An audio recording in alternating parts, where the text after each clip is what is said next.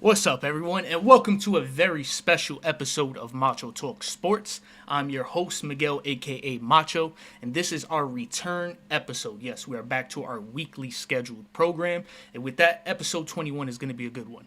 We got the NFL season that ended 3 months ago, but let's be real, the NFL season never ends. So we're going to talk some sleeper teams and who we think has won the offseason so far. Baseball is also in the full swing of things, so we're going to discuss some MLB MVP talks. Excuse me, that's a tongue twister right there. MLB MVP, there it goes. MLB MVP talks, as well as which team has surprised us the most, for better or for worse. But tonight, we kick it off with some basketball. We got the NBA playoffs in full effect. We'll recap the playoffs, and of course, we're going to make some predictions as what we think is going to happen in the finals, who's going to get there, who wins it all. Thank you all for coming. Macho Talks Sports episode 21 starts now. Macho Talks Sports now. The boys are back in town. How's it going, fellas? Team sucks. Nothing on offense is working.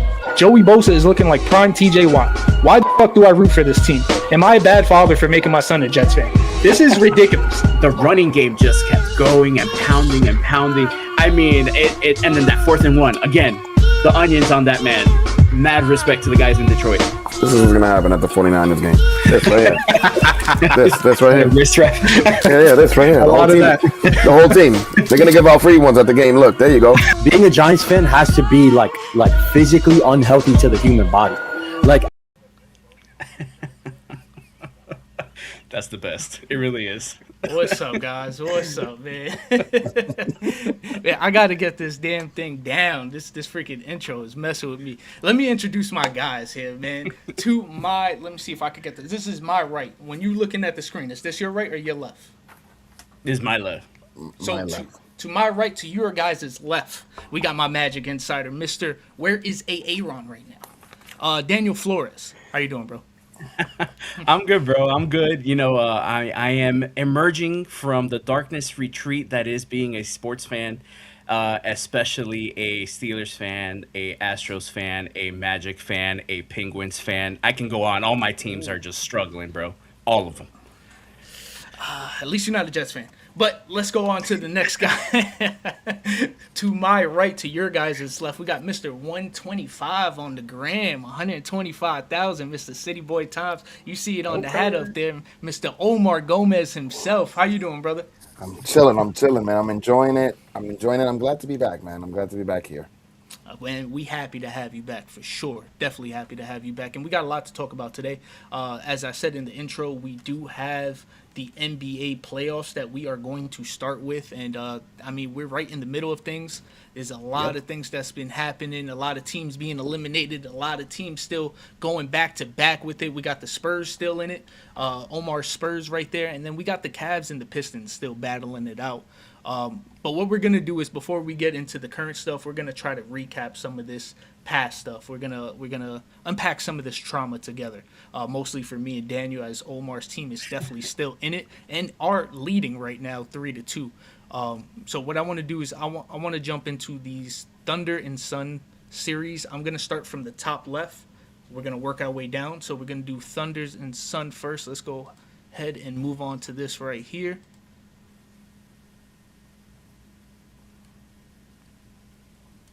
Boom. All right. So right now we got the Thunders and the Sun. This was ugly. This was ugly. If you watched this series, you had to be a Suns fan. I'm assuming you're a Suns fan or you're a Thunders fan that just likes to watch massacres live. But the Thunder has swept the Suns 4-0. They won the series by an average of 17 points, which is absolutely insane. SGA averaged 33-8. AJ Mitchell actually has his coming out party this year. He's been dogging in these playoffs. Nobody really seen it coming, but he's averaging 15 points per game in this series. He was shooting 45% from three. And you would think without Jalen Williams that this team would be a little more injured, a little more, maybe a little chink in their armor. No. AJ Mitchell said no. He absolutely has willed them to being the regular Thunder team that we have been accustomed to seeing for the past year and a half now. Dylan Brooks had a really good series. I will give him that. 26 points, shot 43% from three. He outscored Jalen Green and Devin Booker in this series. But the last thing that I want to know about the series is that even though this was complete domination, a lot of the calls were still going the Thunder's way. And I hate to see that, because this is already a mismatch right here. This is already David versus Goliath. To add on top of that the refs taking Goliath's side, it's bad to see for the sport. So before we move on to this next one, is there anything that you guys want to mention about this series? I don't want to say too much because then SGA will end up at the free throw line. So I'm just gonna leave it at that. Omar? I just feel like I don't like the Thunder how they play. They make you not like them because they don't need to do this to win. They're talented enough. They don't need to foul bait. And I think SGA, in my personal opinion, is not the most popular. Takes away from his talent when he's sitting there foul baiting, and it becomes a movie instead of an NBA game. Yeah, no, I completely agree. I completely agree. He's just on the foul line, just aura farming. That's all it is at this point. That's his thing.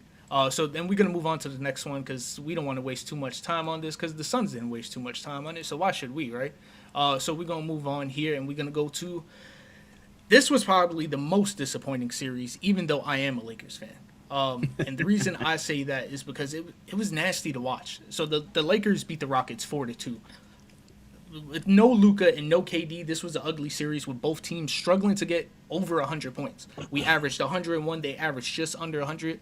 This is the new NBA where the minimum is like 110 at this point. So to barely get that 100 point mark is absolutely terrible. LeBron did completely just take over this series. 23, 7, and 8. Age 41, got to give him some credit. As much as I don't like him, that is very, very impressive. The Lakers struggled to handle the ball in this series, though. We had 17 turnovers that we averaged. Absolutely terrible. But, I mean, Luka's not only our best player, but he's also our point guard. So it kind of messes up the offense. People are out of place, out of position. They don't have that leader there to kind of put them there. Obviously, LeBron is a leader, but he wasn't running the system. Luka was. So taking that person out the system definitely did hurt. On the Rocket side, they struggled to score all season. The team averaged 40% from the field and 30% from the three. So it was an absolutely ugly series. Two teams missing their biggest stars, and I just want to apologize to anyone that had to watch it. Daniel, anything that you would like to say about this series here? Honestly, I was disappointed in the Rockets. I mean, they made all these moves. Obviously, they got KD. But I think the teams that have Kevin Durant, at least lately, they celebrate when they get Kevin Durant, and then they celebrate when Kevin Durant leaves the team. It's just the dude needs a strong personality leader in the same locker room, kind of like Draymond Green, which at the end of the day, obviously they bumped heads, and that's what KD left as well. But it's just, as much as I love KD and he is so smooth and he is one of the greats, it's just, the team mental fortitude that he carries from team to team is devastating. It's cancer like. With a talent like that, you should be going places. Yes, he's older. He's part of that older regime, but it's the Rock is just disappointed. Alperen Sengun, he runs like he has an anchor on his shorts, pretty much. He was disappointing. And from the Lakers side, I mean, LeBron obviously did his thing, but come on, LeBron's 41. You can't really expect him to actually win a series anymore. Obviously, some of his fans, they think he can do it all, but let's be honest, he is not. He's just not the number one option like he used to be in order to carry a team. Austin Reeves, I mean, we have to cut him some slack. The dude just came off an injury, had a terrible first game, had a good second game. I mean, there's only so much this guy could have given you coming off an injury and not playing for a while. I mean, you're going from zero to playing NBA basketball. That's incredibly difficult. It's just this series. It went from, the Rockets are going to roll. Then you heard about the injuries and then that mental fortitude that they have from some of their star players. Just the Lakers completely took over and advantage of that, really. 100%. Omar, anything you want to say about this series? I just think that I agree with Flores, with Kevin Durant. I'm going to start with Kevin Durant. Okay. brother. You go from team to team. You're starting to be James Harden's twin brother. Who's really the problem? Is it the teams or is it you? Okay, because every team you go to always becomes turmoil. You're starting to be a problem in the locker room. Okay, every team you go to, you it's like instead of taking three steps forward, they take three back with you. For the Lakers, bro, you at the center. Where is the real centers at? Please stand up. Aiton, Oh my God. for the love of God, I think I can rebound you, and I'm not even 6 foot anything. I'm 5 foot nothing, and I still think I can jump higher than you, and I can rebound better than you. Lakers, call your boy. Give me a 10-day contract, and I'll bet you I'll rebound him. Macho, make that call, brother. You're my agent. Nah, I got you. I got you. Anything to get Aiden off the team right now, I'm cool with it. I'm cool with it. Yeah, nah, Aiden was terrible.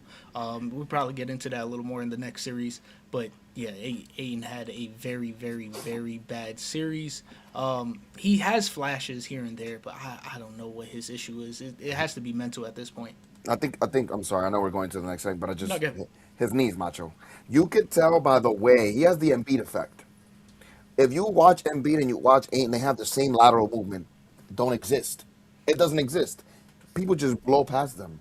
They don't have any lateral movement.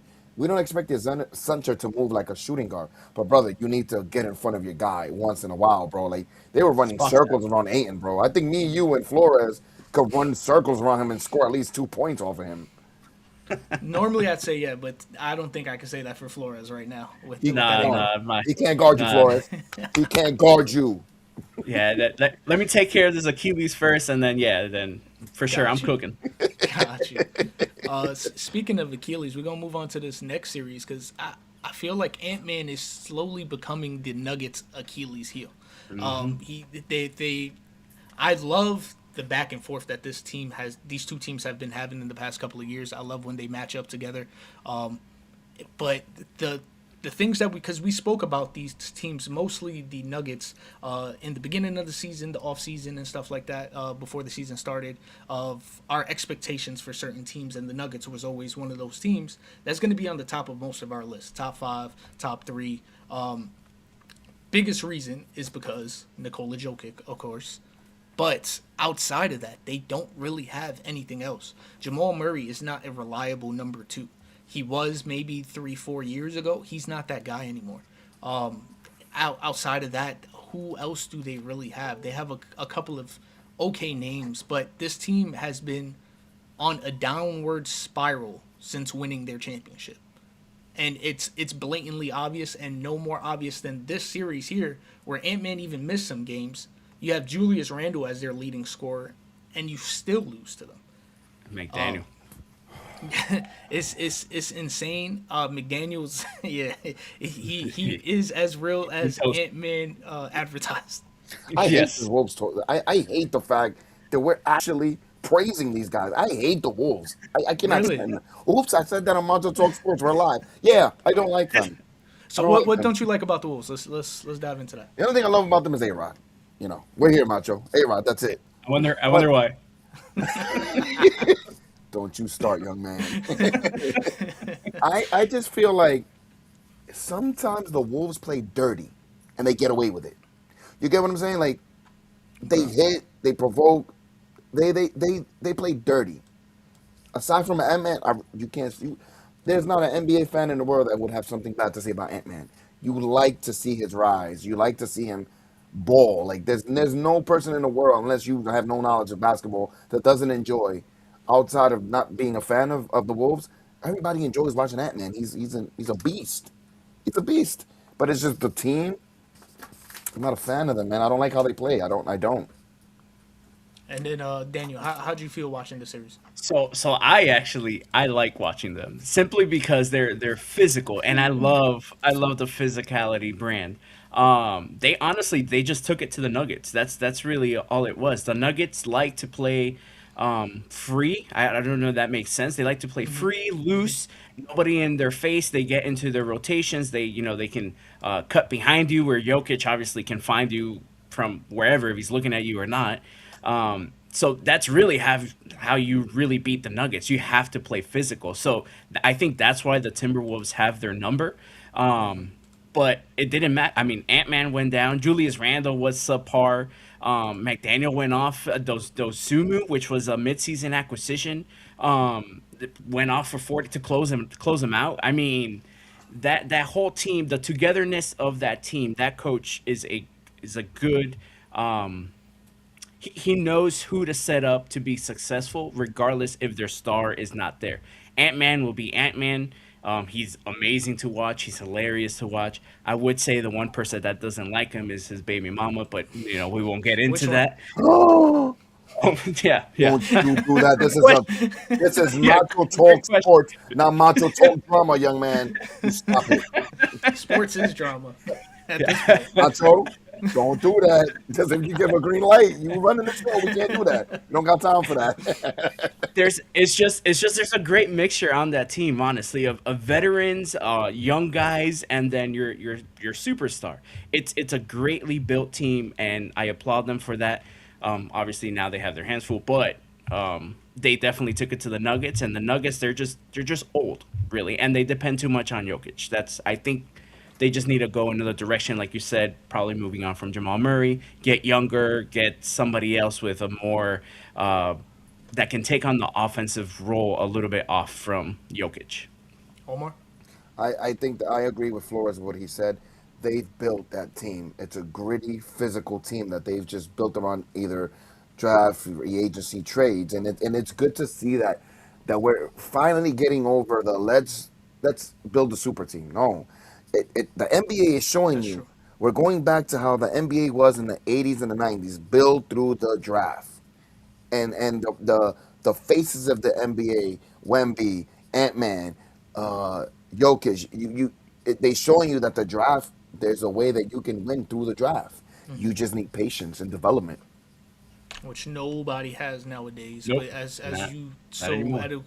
yeah, as you so eloquently explained, yeah, it pays off though. It pays off to have that patience. Obviously, you're gonna get some lumps on the way over there, but if you can withstand those, I mean, the gold on the other side is worth it. And then you brought up Wimby as one of those faces. As we move on to this next series, I want you to kind of give us a recap of what exactly happened in this series. So with this series, at first people were, as you guys know, all over the media they were talking about, oh my God, the Spurs are looking bad. Oh my God, the Spurs are gonna lose. Listen, it's the playoffs. I always say, and I know you guys will agree with me, the same Trailblazers that you played at the season are not the same Trailblazers that are coming to play now. The Trailblazers are gritty, they're physical, and they play defense. They do. And they showed you that they can keep up with the physicality. And they have a bench as well. That team needs a couple of more pieces, and I'm telling you that team is going to be a problem for anybody in the West. The Spurs have shown not only throughout the playoffs but throughout the year that everything doesn't have to be Wemby. Dylan Harper has shined. Stephon Castle has shined. Vassell has shined. That whole team has no ego. They're unselfish. No, they don't consider each other superstars. They consider each other a team. And it's very hard to see that nowadays because everybody wants to be that go-to guy. But you can see that Wemby, for example, there was a game that Wemby didn't score a lot of points, but he did have a lot of blocks and assists, and he had a big impact on defense. You know who stepped up? Dylan Harper, 14 points off the bench. You got Stephon Castle dropping 20. You got veterans on that team. You got a mixture of what you need to build a team on the Spurs. And I'm not saying that because it's my team, but nowadays that's what you need. You need veterans, you need gritty players, you need young players, so that can all mesh and become success and unselfishness. And I think that's what the game is missing nowadays. And I think the key thing for this right here, for this series, is unselfishness and showing you that we don't need a superstar. We can depend on each other. We can hold each other, and we got each other. Daniel? So I'm gonna take a little bit of a different approach here. Obviously, the Spurs game two was close, and then like Omar said, everybody said, "Oh my goodness, it's over." They have to win game three. If not, the inexperience. This is a young team. Yada yada. They won the series 4-1. My different point of view here is the Trailblazers. They had one hell of a season, starting with not like one of the biggest news that I think everybody forgot about. They lost their head coach due to a underground I gambling forgot about it. Chauncey. Chauncey. Chauncey Yeah. Billups, and That's true. somehow they got Thiago Splitter, and Thiago Splitter over here turns this team around, they get into the playoffs. They actually win a game against the San Antonio Spurs with arguably probably the next up and coming, if not already arrived, superstar in Wemby, and show some determination. So it's just all respect to the Blazers. That whole entire squad, again, it's a little bit of a mixture of youth, veteran, and a solid bench. And Thiago Splitter, like, man, that's amazing. However, Popovich disciple right there. yes, and their owner sucks. I do want to put that out there, that the Blazers owners is cheap. He sucks. This guy did not even want to pay Thiago Splitter. He paid him, I think, underneath the head coaching margins or whatever. Like, Damn. they went through a lot, and to even be, I mean, front and center, because obviously everybody's watching Wemby, so everybody's gonna watch the Blazers, and to perform like that, like, they gained a lot of my respect. Now, they still lost, so obviously they need to do better regardless. Back to the drawing board. My man, back to the my drawing man board, praises them and then shuts it all down like, you won one game, but then you lost the series.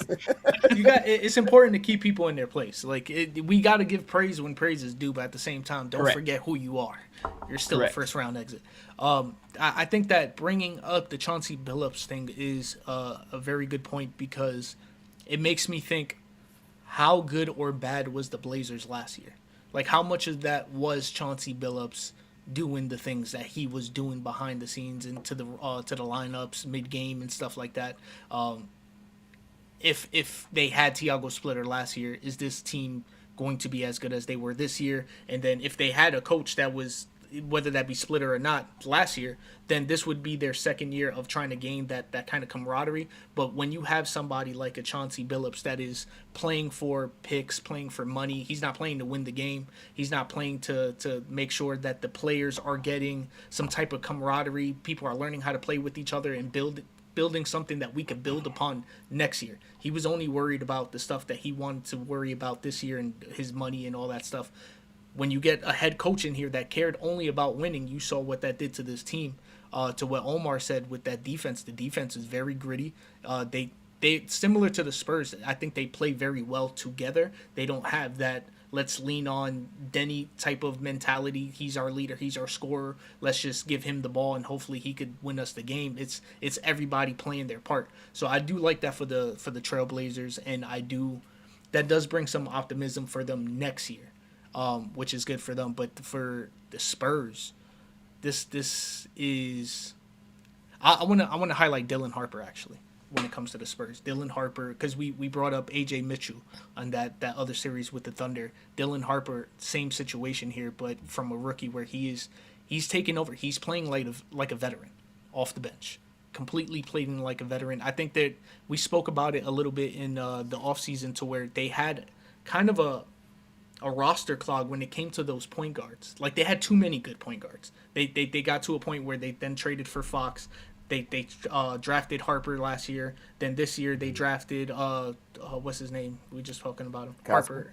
Castle. Oh, they drafted Castle last year. Castle, and then Harper this year. And it was like they just kept spamming the point guard position, and it was bringing curiosity to me, because how do you make that work?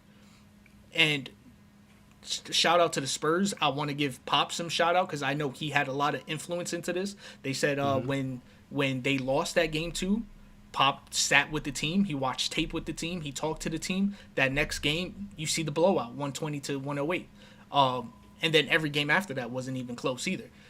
Having the experience at the head coach, and well, he's not a head coach, but he plays kind of like a secondary head coach for them. Having that experience in the staff brings and trickles down to the roster. Even though the roster is inexperienced, you have somebody in Victor Wembanyama who is an absolute superstar at such a young age, but with the mentality of, I just want to win, and I don't care how we do it. I don't care if I'm the leading scorer. I don't care if I get the most shots. I'm just trying to affect the game in a winning way on both ends of the floor. So to be able to have a leader like that, to be able to have a good head coach, to be able to have a leader and someone super experienced like Pop in the front office, I think the Spurs are scary. They're leaping at a higher rate than I expected. I thought they would be very good this year. I didn't think they'd make it to the Western Conference Final. They're one game away from the Western Conference Final. I'm sorry, Macho. I wish we No, had that good. clip from last year. Remember that I said that? I think Yeah, you Yep. did. I told You you did. guys we're 1 or 2 years away from going to the WCF, and hold the applause. Can we dare say the finals? Can we dare say the finals? It's possible. It's be. possible. I can't count them out. I can't count them out. They are they're the hardest team to kind of figure out. They're really the hardest team to figure out. Them and the Thunder. And then I would put the Knicks there the way that they've been playing recently. I agree. But let's move on to this next one. Who's this next one? We got Daniel actually, who is going to be covering his Magic. Before we get into the round one, though, I want you to just talk about the two playing games first. Before that, the way that you got into this round one, because it was a hell of a roller coaster for you. So Yeah, can we just skip this whole thing? No, I'm messing with Oh man, what can I say? Obviously, I came on here, Macho Talks Sports. We've talked privately. I've called you. I've cried almost in your arms regarding this team, dude. It was literally a magnified view of what this whole season was. So start off, Philadelphia, first playing game.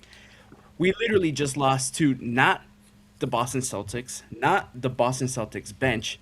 We lost to the Maine Celtics, the and I'm saying Maine, the state, so like the G League team, and we had our starters, dude, and we lost. I mean, just completely uninspired basketball. Just kind of again a magnified view of what the season was just up and down. Some games great, and some games shit. I mean, really, that's really what it was. So we go to Philadelphia, and it looks like we don't care.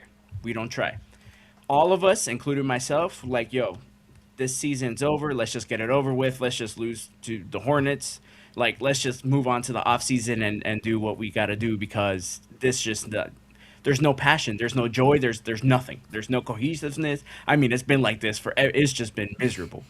Then that Hornets game, and obviously I go because I'm a Magic fan. You know how it is. Doesn't matter how much your team sucks or is pissing you off. You still show up. I still show up. I sit in that seat, and I am mad more than I am happy by the way we started that game. I mean, we were up 30-6, I think it was, in the first quarter. And we had LaMelo Ball in hell. We had everybody in absolute hell. I mean, we had Grant Williams already ripping up Pokemon cards and looking to see if he pulled one. I mean, they were already checked out in the first quarter, like, to that extent. And I was cheering, but I was pissed off. I mean, and my wife was next to me, and I kept telling her, where the was this all year? Where the hell was this? So obviously, we move on. Now we're riding high again, because that's just how it was all season. They got us believing. Now we go into this Pistons series. We have a shot. We have a chance. They're physical. They can't shoot just like us. We know JB Bickerstaff. I mean, they're literally Jamal Mosley and him were best friends, so they know each other. We know each other. We tied the season series 2-2, and yes, there was injuries involved, both sides of the ball. Our only question mark was, can we dominate the middle? Can Wendell Carter actually do his part? Game one comes by. Holy crap, we're winning it all. We're winning the championship. I don't care. Yeah, we're winning everything. Like, we literally just go in to Detroit. We withstand so many runs. I mean, we played with such poise, such confidence, and I'm all in. I'm all in. We're winning the whole thing. Game two comes around. Holy crap, first quarter. We're up again. Second quarter, we're still up. Yo, we've won 6 quarters in this series already. Third quarter comes around, we can't shoot for shit. We literally just shit the bed. We completely forget how to play offense, which is similar because we had a literal against Toronto, we lost by 50 points, and we were up 20, and then we lost by 50. There was these runs within the season that kind of told you, hey, this Magic team is still in there, but yet they were showing us that the real Magic team was still in there as well. So you didn't know what the hell to expect. We come back in the fourth quarter and we make it a game and we actually win that quarter, but obviously we lost the game. And we're like, okay, so we're winning our quarters. It was just that literally that third quarter, we just came out flat. We've seen that all season. But hey, that Hornets game, they made us believe. That first game, they made us believe. That first half, they made us believe. We should be fine. Then they come to Orlando. And boy, let me tell you, we were so electric here. We were so loud. I mean, I had no voice. I had to like pause, but I had to lube a little bit and everything. Like we were ready for the Dude, Pistons this to is a come here kids program. and just be loud, dude. We were loud. And hold and behold, the Magic actually came to play, right? Game 3, yes, like obviously there's slumps within the game. It's I mean, it's the number 1 seed. Of course, what do you expect? They're going to play well. They're the 1 seed for a reason. They come out and it doesn't matter. We win. Franz Wagner, amazing defensively. All good. Game 4. Here we go. Bam. Here comes the fourth quarter of game 4. And I'm sitting in my seat. And who do I see run back to the locker room? Franz Wagner. And at that point, I said, if this guy does not play for the rest of the series, and hell, even that game, because that game was literally up in the air those last 4 minutes, 6 minutes, we're losing the series. Because there's no one that could control Cade, and that's control, right? Because Cade had like 39 the first game. He had 30, I think, the second game. I mean, he was balling, of course. I mean, he averaged 32 freaking points. So he was balling. So we won that game. We're up 3-1. Great, awesome. We go to the what is T-Mac and Vince Carter and Melo on? Are they on Prime or whatever? Anyways, that broadcast, and T-Mac goes on to say, "Oh yeah, this may be payback for that 1 year," which we were also up 3-1 against the Pistons. He was playing. They were the number 1 seed. We were the 8th seed. We were about to shock the world again. And he's like, oh, yeah, we're going to play in the second round. That's it. And the T-Mac curse just started. I know I'm taking way too long to explain this, but this is my pain. My pain. Yeah. So pretty much. I had to mute myself a couple of times because I'm sitting here laughing at how you explain this. Please keep going, bro. I'm going to mute myself. So pretty much game 4 or game 5, game 5 comes around. We have a chance to close them out in Detroit. That game was probably the game that we should have closed them out. We missed about 17 free throws. Paulo, was balling. Obviously, he matched Cade. He had 40. Paulo had 40. We missed 17 free throws, and we lost by just very little. Everything was even. Rebounds, everything was even. It was just the free throws. And no Franz, obviously. Game 6, we just come out a little flat. The bench produces nothing. Paulo just doesn't have his best shooting game.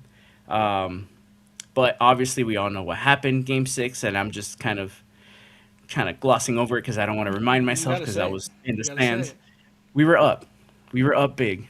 We were celebrating at halftime and half cheek, right? Because we knew what this team, we have 83, 84, 85 games of proof that this team can absolutely disappear.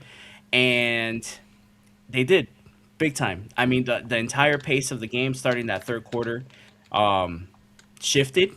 And it wasn't due to the Pistons' ball pressure or defense. It just shifted by decision of, I don't know if it was the coaches, I don't know if it was Suggs.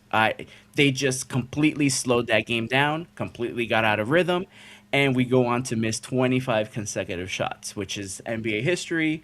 They come back, which I think it's the NBA playoffs history, and they tie the game. And like I said, I mean, that just nail in the coffins when we lost Franz, nail in the coffin when we missed those free throws, nail in the coffin when we missed 25 straight. And game 7, I was just there for the vibes, man. I literally was just watching just to see. Obviously, Paulo got me hyped because Paulo did show up. Quick question. As he always does. Yes, go ahead. About game 7, what was the vibes going into the building? Like when For you the walk into for the Magic, for you, like you're going to your expecting seat. to lose. So like you going through all the sea of fans as you're going to your seat and stuff like that. You're going into the building. The vibe of the building is we're gonna lose Well, in Game 7, it was played for Game away. 7. Yeah, Oh, yeah, that's it true. was That's played. true. That's true. Yeah, Yeah, yeah. yeah, I'm sorry. it I'm was sorry. played away. Yeah, But if Game you 6. even walk to the gas station in the corner, Yeah, it yeah. doesn't matter. Like everybody's vibes were like, "Yo, man, we just messed this up. Like we're done. We're cooked. We're cooked." But obviously, you're a Magic fan. You show up, and yeah, I mean, they proved us right. They they shit the bed. They did not come out with energy. A lot of discourse has been said about Paulo, his up and down season, all that stuff. He's a playoff riser. I'm not worried about Paulo. It was a weird year. Honestly, I think he just needs to lose a couple pounds. Obviously, in hindsight, the coaching decision needed to be made regardless of how this was going to end up if we moved on. If I think just that offense and where you place Paulo and Franz coming in and all that, it's just there's no bench the way we're constructed. It's just there's a lot of questions that needed to be answered. They were answered, unfortunately, in a very heartbreaking way. And yeah, we're out of the playoffs, and now I see Detroit and Cleveland playing where we should have been. Omar, what was your thoughts watching the series? I'm gonna go say something good about the Magic. I was really impressed on how they applied the pressure to even force a Game 7. When it went to 7 games. Because the way that the media was talking about the Magic, oh, the Pistons were going to run all over the Magic. I believe that momentum shifted that game that they missed like 23 field goals or something like that. I feel like everything started shifting because I really believe the Magic had a chance to actually advance. The Pistons were not playing as good. And a good example in this round against Cleveland, the big men in that team are not playing. They're not playing good at all. They're not playing good at all. I just feel like the Magic need to come. Well, next year they need to just look back at the tape, get back to the drawing board, and just work on the mistakes that they committed during this playoff run. Just focus on the playoff run, and I believe that's going to make you a better team. And just a couple of additions. Add a couple of veteran players in there. Add a young stud in there. Trade for somebody. You have room to play with. I think their salary's good. They think they're smart. They'll figure it out. That team will definitely figure it out. And like I said, they'll definitely be a problem in the East. They were this year, and they'll continue to be a problem. Yeah, they were counted out a lot. They were very very roller coaster type team this year. That nobody could explain that better than Daniel just did. They were one of the teams that, I mean, again, going back to one of our previous episodes, I had them going to the finals. Obviously, I knew when I said that it was something that was. It was tough, right? That was never going to be an easy thing for them to do. But I thought that they had made some really good additions. I thought that the East was weaker, and I thought that the top teams were on the East, the Knicks, the Pistons, and all of them. I thought that none of them are Teflon. All of them can be beat. The way that the Magic play their style of basketball too, I felt like matched up with a lot of the top teams, but for whatever reason, they just could not get it together. They could not just maintain a kind of level of playing. It was just kind of up and down the whole time. And then obviously when Franz is out, at that point, 50 it's murder games. she wrote. Well, specifically in the playoffs, but in the regular season, Yeah. that's always an issue with him, with everybody on the team for the most part. Health is usually an issue. Bane was probably the only like healthy person He was all season. literally the only one. But what we're going to do is we're going to move on to this next series over here. Boom, bang, bong. Wait, hold up. With that being said, Johnny Boy says bing. And then of he course, finished it off with the, where is it?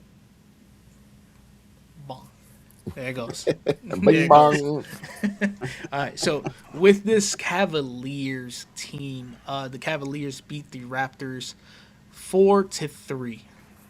This series, it was a pretty good series. I like the way that these two teams matched up. The Raptors were one of those teams that took a lot of people by surprise. I was one of those people that was taken by surprise.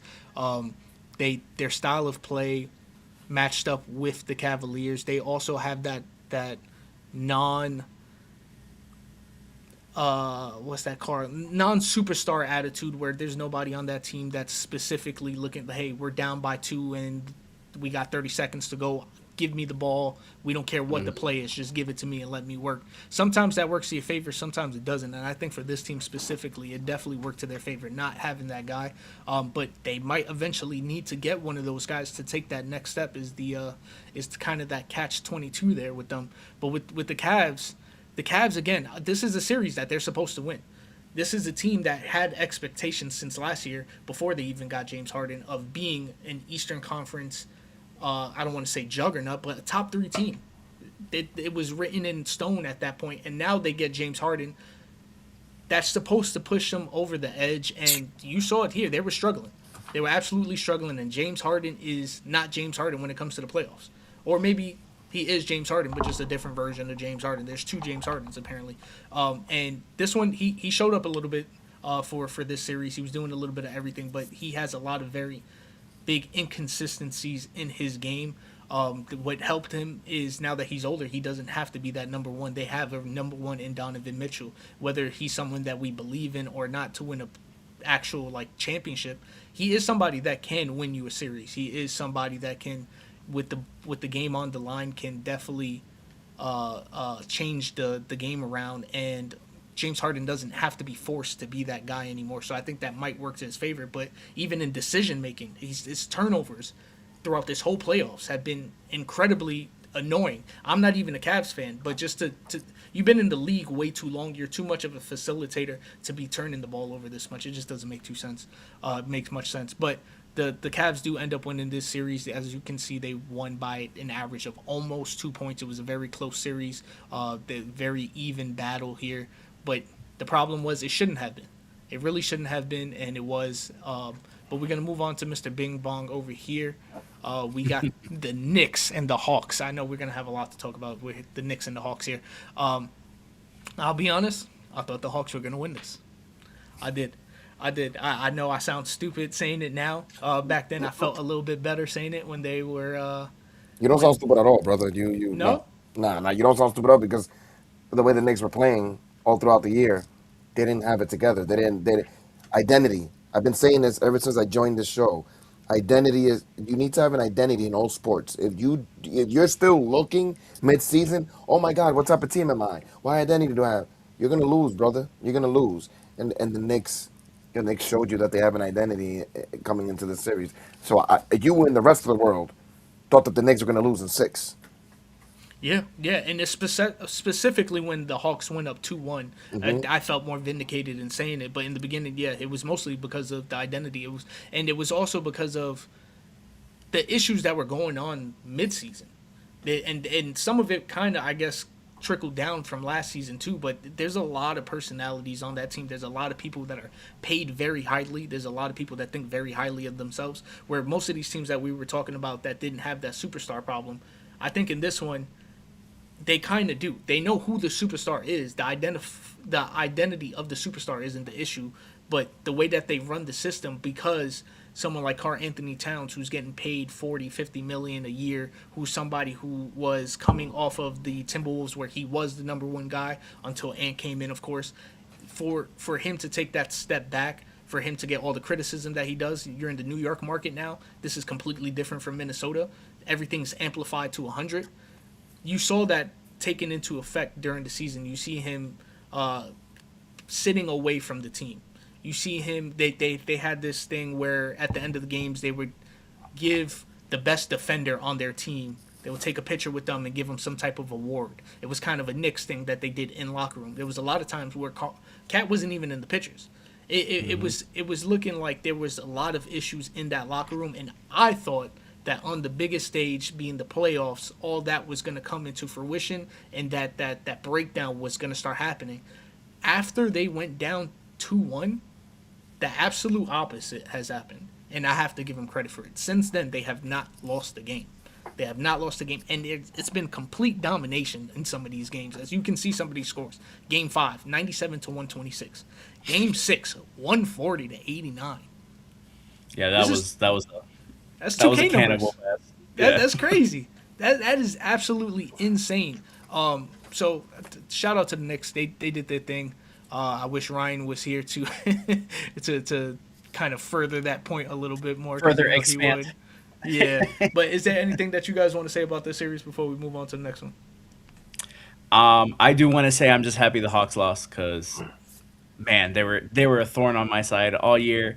Specifically, Nah. I mean, who the hell thought that this man was gonna blow up like he did? Um, Jalen Johnson, yes, he's good, but um, I don't know. In the playoffs, is lacking. But I don't know. I don't want to further expand that whole discourse between him and Paulo and our team and their team. But whatever. They're in the same couch as we are. So yeah, good job, Knicks. I just have to say two things before we move on. Carl Anthony Towns remembered that he was a big man, That's Yes. important. and he forgot that he was a good passer. So he reminded himself, I'm a big man and I'm a good passer and I'm a shooter. Another He, thing is Knicks, Hawks. That's all I have to say. Pow. no, you're not lying. You definitely not lying. And uh, man, it sucks because I was kind of hoping for a better series too. To see the thing that I hate about the Knicks is for the most part the fan base.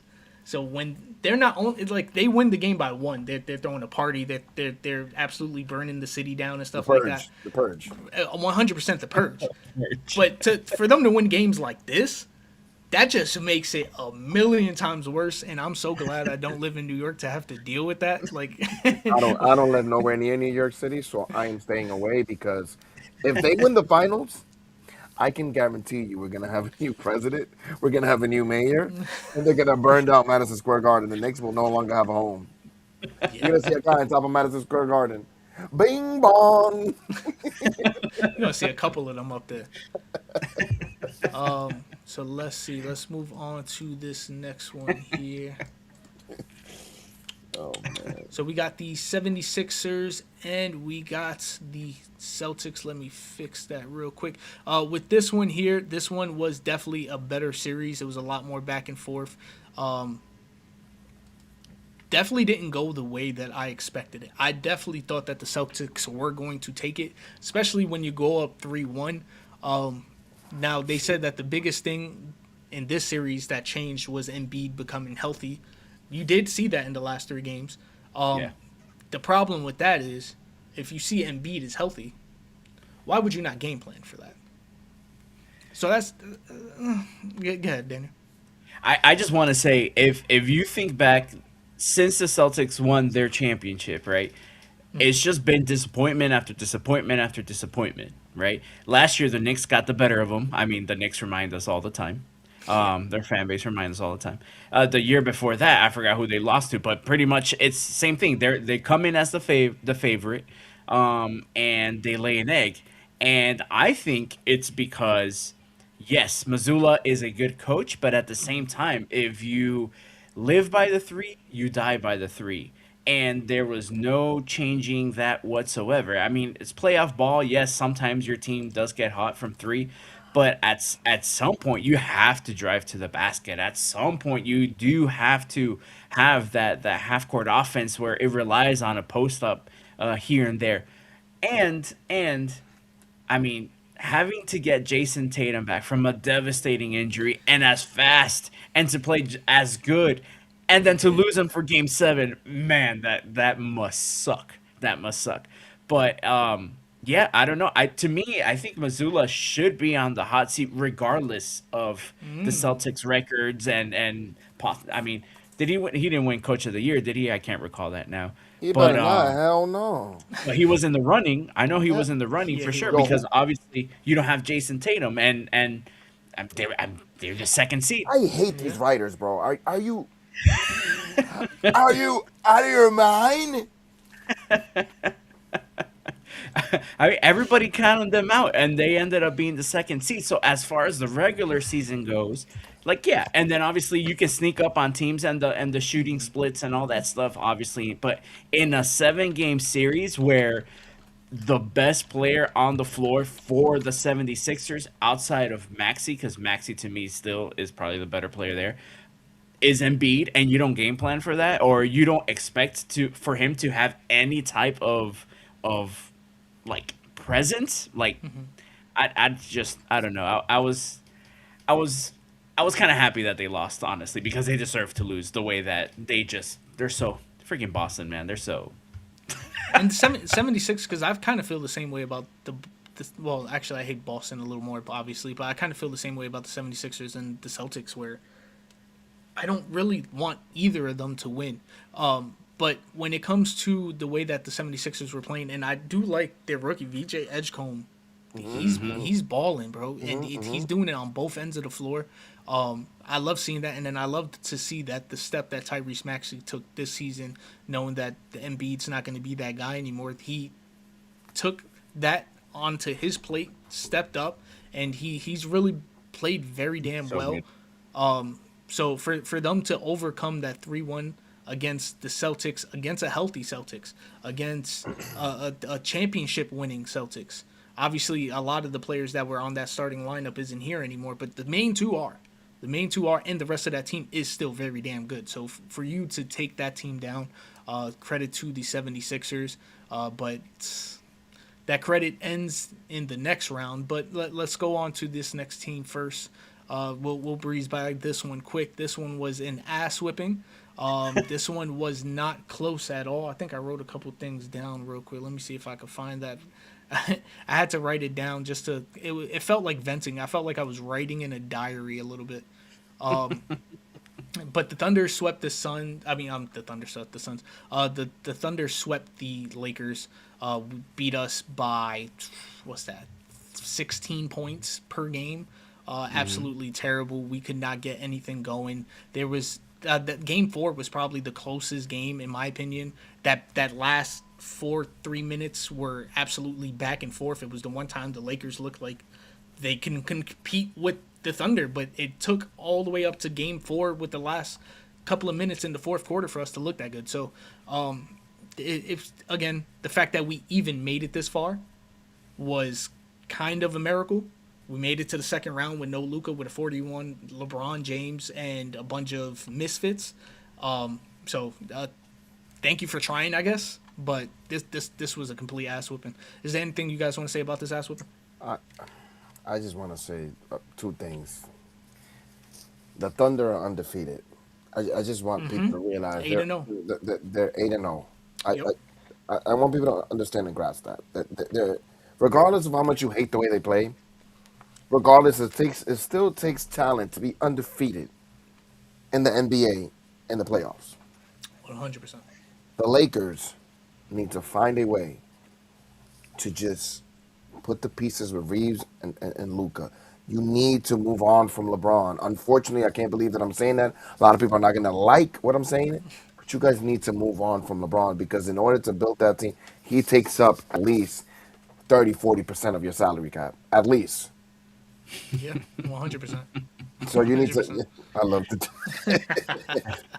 I don't like that the Jets is lowercase though, and the Knicks Yeah, are right. I guess the what's way that going we're on playing right here? now, that makes sense. I think Johnny was going to be one of those guys standing on top of Madison Square Garden and burning it down. Bing bong. Oh yeah. He's definitely gonna be a part of it. He don't even live in New York, but he will drive to New York, I'm assuming. Oh, I like him. I like him already. But yeah, this was a complete ass. LeBron got to go, man. I don't know much if you He agree does. with me. He has No, to of go. course. I've been saying that since he got here. I don't even like the fact that we won a championship with him here. Like, I want to give that ring back. I don't like it. I don't like it. Yes, please do. But yeah, no, he definitely got to go. But let's move on to your Spurs here, so we could try to finish up this recap. We got the Spurs and the Timberwolves here.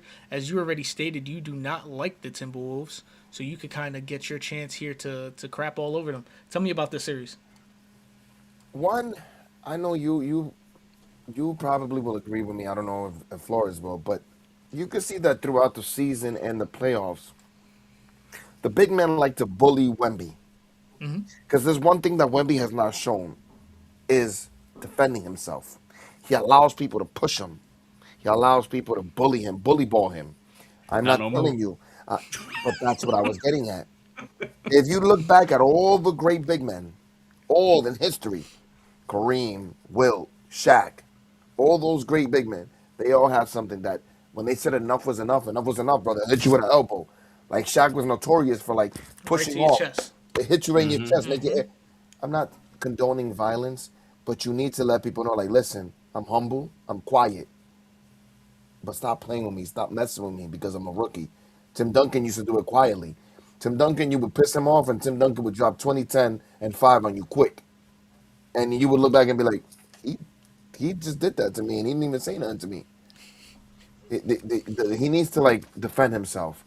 And this series is going to go, I think the Spurs got it. The Spurs are going to, Next game tomorrow. next game, they got it because Wemby's playing like, this is the Wemby revenge tour.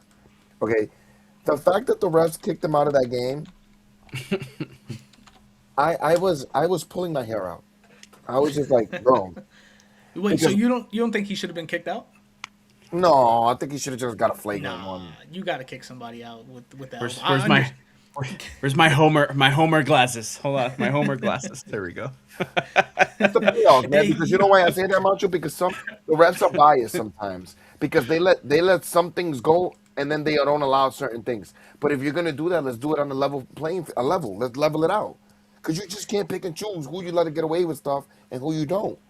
I completely agree with that. The part that I don't agree with is also It's an elbow to the head. Yeah, you can't allow somebody to take a clean shot elbow to his head and then just be like, just go take your free throws. He's staying in the game. Yeah, he be all right. He be all right. Oh, yeah, NBA player. He be all right. Yeah, right. But to your point, I understand why Wemby threw the elbow. Like he Yeah. does Oh, yeah. get bullied. Yeah. I would have wished he threw it to his chest instead of his head because you can seriously.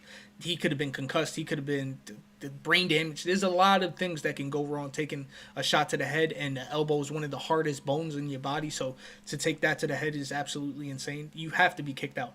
But to your point, I completely agree with letting people know you're not going to keep pushing me around. I know even though I'm 7'6", I'm like 120 pounds soaking wet. I'm still not going to just allow you to push me around. Even if you're physically able to do it, I'm just going to let you know I'm not with that.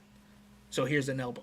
But when that happens, obviously you got to get kicked out. And it looked like he understood. He was like, he didn't understand what a flagrant 2 was, but once they understood that, He didn't fight it. He left. Yeah, they're like, that means you're ejected. He was like, oh, all right. Yeah. He knew what he did. And the X factor to me, Dylan Harper. I'm going to keep saying it. If Dylan Harper gives me 14 points, 5 assists, and just gives me 2 or 3 rebounds, a couple of steals, bro, we're a dangerous team.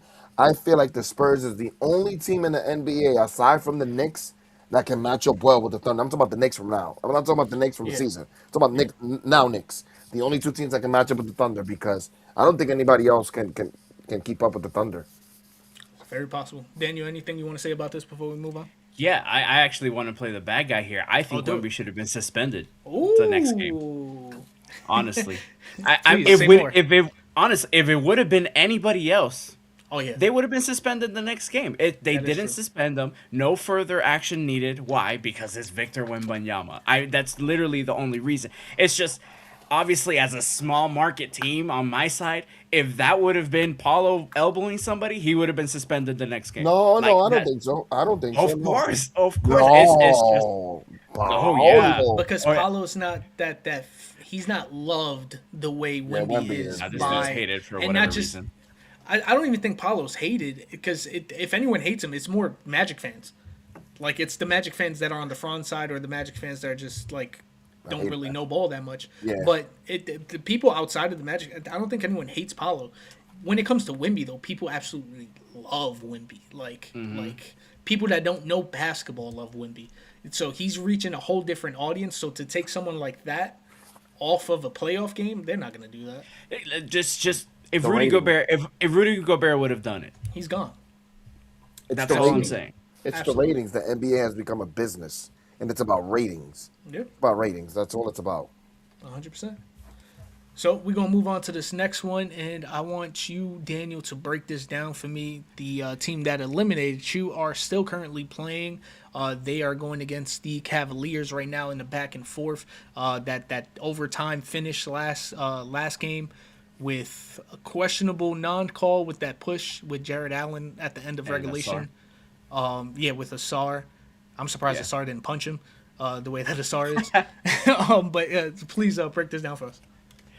So pretty much this is just a good defensive team that's able to match up with a good offensive team, and one's gonna give. So if the Pistons are on their game and they can nail a few shots, their defense is always gonna keep them in the game. Nail a few shots, they're gonna compete with the Cavaliers.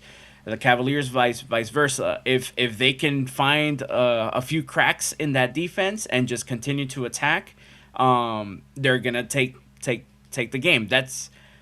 And they're solid enough defensively, but then again, you don't really have to be against the Pistons. And one of the things that really pisses me off is where they're everybody's surprised that the Pistons are down 2-3. I have the Cleveland Cavaliers actually winning this series. Really? Okay. Yeah, I mean the way they played against us, and you have the firepower that is Donovan Mitchell just by his damn self. I mean, that's all it takes. You shut down Cade, or you at least control Cade. You're not throwing the ball to Jalen Duren. Tobias Harris has finally come back to earth after playing revenge ball against the Magic. Duncan Robinson is not playing Duncan Robinson ball, but you know who was part of that miracle Miami Heat is Max Strus. And he's been one of the X factors for the Cleveland Cavaliers, along with Karis LeVert finally finding his groove off, LeVert, the guy off the bench for Dennis Schroeder, finding his groove again off the bench for Cleveland. It's just they have a lot of ball handlers, and I think that's why you see the Spurs heading that direction when they draft a lot of ball handlers. I think that's part of the new NBA. It's just you have to be able to put down the ball on the floor and not just be a spot-up shooter anymore. You have to have different options, because as much as people say that the NBA doesn't play defense, they play defense. It's just the offense is just that freaking good. Yeah. An example, the freaking Oklahoma City Thunder. It just doesn't matter what the hell you throw at them. Some random guy, and I mean, they're 10 guys deep, and all of them can probably start on a team and average 15, which they do off the bench already. It's just the new NBA. But Donovan Mitchell, I mean, he's just hard to stop. He's always been hard to stop in the playoffs. Again, James Harden just has to play within himself, and I think they're able to close this off. The X factor is Max Strus and Evan Mobley. In order to close out the Pistons, I think Evan Mobley has to have a very, very solid game in this upcoming game to close them out. But I'm in no way, shape, or form surprised that the Cleveland Cavaliers are up on the Pistons and can eliminate them. Omar, anything you want to say about this series? I just agree with Flores. The Pistons, the big men are not playing good. They're not playing good. I feel like Cade Cunningham is needs to step it up a little bit more, because now they have to work hard now to win this series. Now they have to go hard. Cavaliers, they're one win away. They're one win away. James Harden needs to show up, because if they do advance and they play the Knicks the way that the Knicks are playing, they're gonna need all hands on deck on offense, because if James Harden doesn't step up and you leave everything to Donovan Mitchell, it's not looking good. It's really not looking good. But kudos to the Cavaliers. They match up well with the Knicks in my eyes. I think it comes down to the bench, but I think they match up well with the Knicks. I think they match better with the Knicks than the Pistons. I think the Cavaliers match way better. Yeah. I disagree. I think the Pistons, one, are going to win it. And then, two, I think that the Pistons match up better. The reason I say that kind of begrudgingly, because Jalen Duren has been playing like complete ass. If he can just get a little bit to where he was during the regular season, because during the regular season he was playing lights out for the most part. If he can get at least to 75% of that, I think that's enough to put them over the edge here, because that's going to take a lot of the pressure off of Cade. The reason that I think that they're in the position that they're in is because they're constantly having to rely on Cade, because they're not getting it from everywhere else. So if Jalen Duren's able to step up in Game 6, I think they easily come away with the win in Game 6, and then they got a home game to finish it off. This is also a team that was down 3-1 against your Magic. You've seen the resiliency in the team. They had every reason to give up at that point, going down 3-1 in round 1 after being eliminated in round 1, I believe last year as well, after like not making the playoffs at all or something. Like they come from a lot of losing. So for them, being in the position that they were, it was so easy for them to just be like, okay, well, we lost. Let's just give up. They fought their ass off. And then also, real quick, before we were talking about the coach of the year, that award hasn't been given out yet, but the leader right now is JB Bickerstaff from the Pistons, which makes sense. The year that I don't have any pushback on that. I think it should be the Pistons, and then I think number 2 should be the Spurs head coach. My opinion. Yeah, for sure. So I think the Pistons do win it, but obviously they're down. They got to win the next 2. They have no choice. So tomorrow is the game. We're going to see if they're going to be able to pull that off. But let's move on. Good slate tomorrow. Good slate. Definitely good slate. Both games might be able to close out both series. Series. How do you say that? Both series. Both series. Series. I'm adding extra S's in that bitch. Series. All right. So for this one right here, I don't really have much words for it. I think I want to give you guys more of a visual representation of what has happened in this game. So give me a second. Let me set that up. Yeah. Yep. Pretty much. We're going to set that up right here. So we're going to put that there. Let me get my prop real quick. Your problem. This guy right here. Mr. Mario. So Poor Mario wearing that poor shit. Mario. But absolutely poor Mario. And don't touch the Pokemon cards. Don't do that. So this is what happens, right? When your fan base gives up on you to the point where they're not even coming to the home games. You got the Knicks taking over the home games. You got the Knicks kicking your ass every single game, sweeping them. This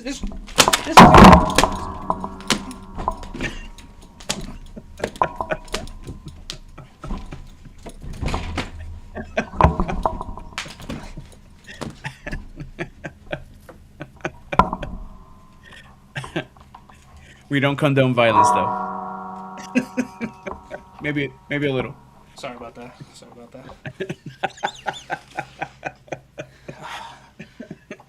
I'm so sorry about that. I had to clean that up real quick.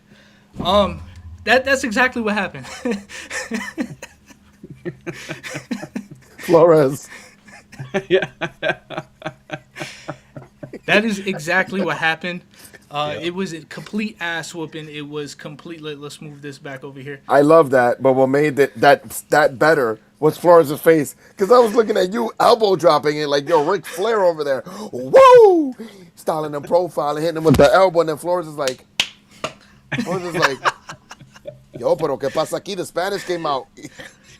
Yeah, I feel bad for Mario. I was about to call Luigi real quick. Bro, we'll get him a power up. He'll be all right. Throw him a mushroom. Bowser was about to get tagged in. I saw Mato's hand tagging. Mato's hand went like this to tag Bowser in.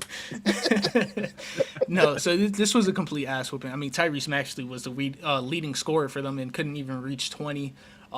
They lost at an average of 22 points per game. Get them the hell out of here. Just pack them up. 76ers, get them the hell out of here. I actually got to return that hat. I bought the hat just to beat its ass, and then I'm going to return that back because I'm not keeping it after that. Like, you know how embarrassing that is for the losing and getting swept is one thing. The Lakers just got swept. My team just got swept, right? And you have to be able to identify when your team is just not good enough. That's one thing. But to let the fans take over your stadium on top of that, you just have to sell the franchise at that point. Just sell them. Well, why do you have a team? Your fans don't even want them.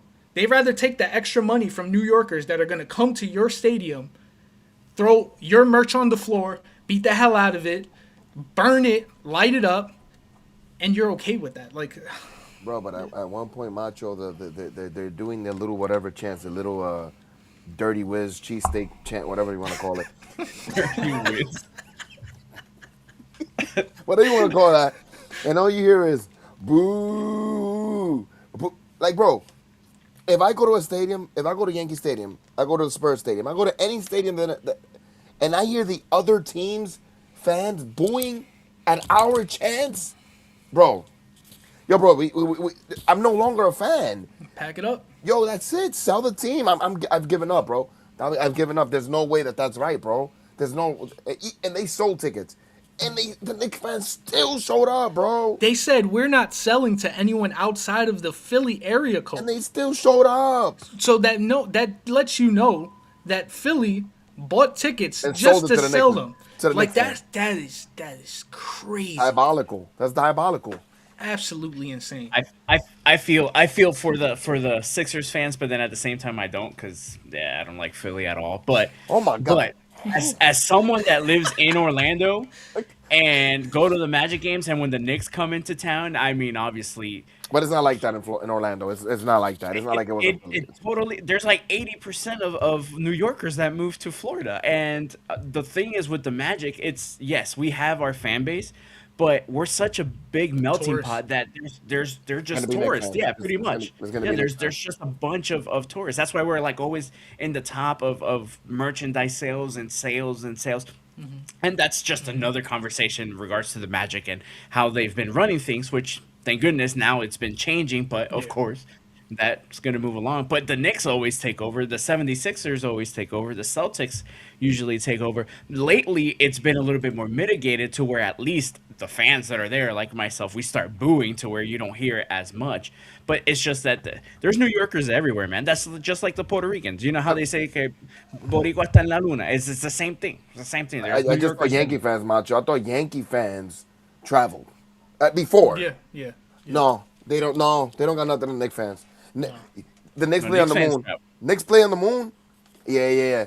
Bing The bong, Knicks fans bing bong on a spaceship. are, Bing are bong. what the Steelers, the Bills fans are, where they just, wherever the hell you go, there's always a Bills Bill fan, fan, Bills and a Steelers Mafia, fan. and there's always a Steelers fan. Yeah, that's And a to- fact. To close this out, I spoke to Ryan today. We were talking actually about the Pistons series as well, where we were putting a bet on the Pistons to come back and win the series. But he also had bought tickets for Game 2 against the Knicks versus the Pistons. Obviously, this was a couple of days ago. I think it was tied at the time that he bought the ticket. For some reason, the tickets were like 3-something for Game 2. He went to go look at the tickets again after they lost. Now they're down 2-3, and the tickets doubled. Yeah, because people start reselling. I like people that just stop believing, really, and then they know that. I mean, people are gonna go watch their team, right? They're gonna spend the money. Might as well just cash out. Absolutely crazy. So now that conversation led to he was debating whether he should sell his ticket because it's so high at this point. Yeah. But the reason he hasn't done it yet, and I don't think he's going to do it, is because he is prioritizing going to Detroit, going to the visiting state. That's the mindset of the Knicks fans right now. They are trying to take over every single series on the court and in the stands. The NBA cannot allow this to happen, because if you allow these guys to win, they will not shut up for 2 decades. It don't matter what they do after this. They have 2 decades of runway where they're just going to completely talk shit and reference this one championship that they won. So let's not let that happen. I hope the Spurs sweep him in the finals. Oh, my bad. So, well, before we move off of NBA, the last thing I wanted to touch on real quick was Giannis, man. Giannis has been in these conversations about whether he's going to be traded or not. That this is, I don't know how many times they talked about he's available, he's not available, he's available, he's not available. My question is two-part for you guys. I want to know, one, do you think he actually does get traded? And then two, if he does get traded, what is that team that he gets traded to? I'll start with you, Omar. I think he is going to get traded, and I'm 50-50 on it because it's like you said, in the offseason he was supposed to get traded. It never happened. Never pulled the trigger.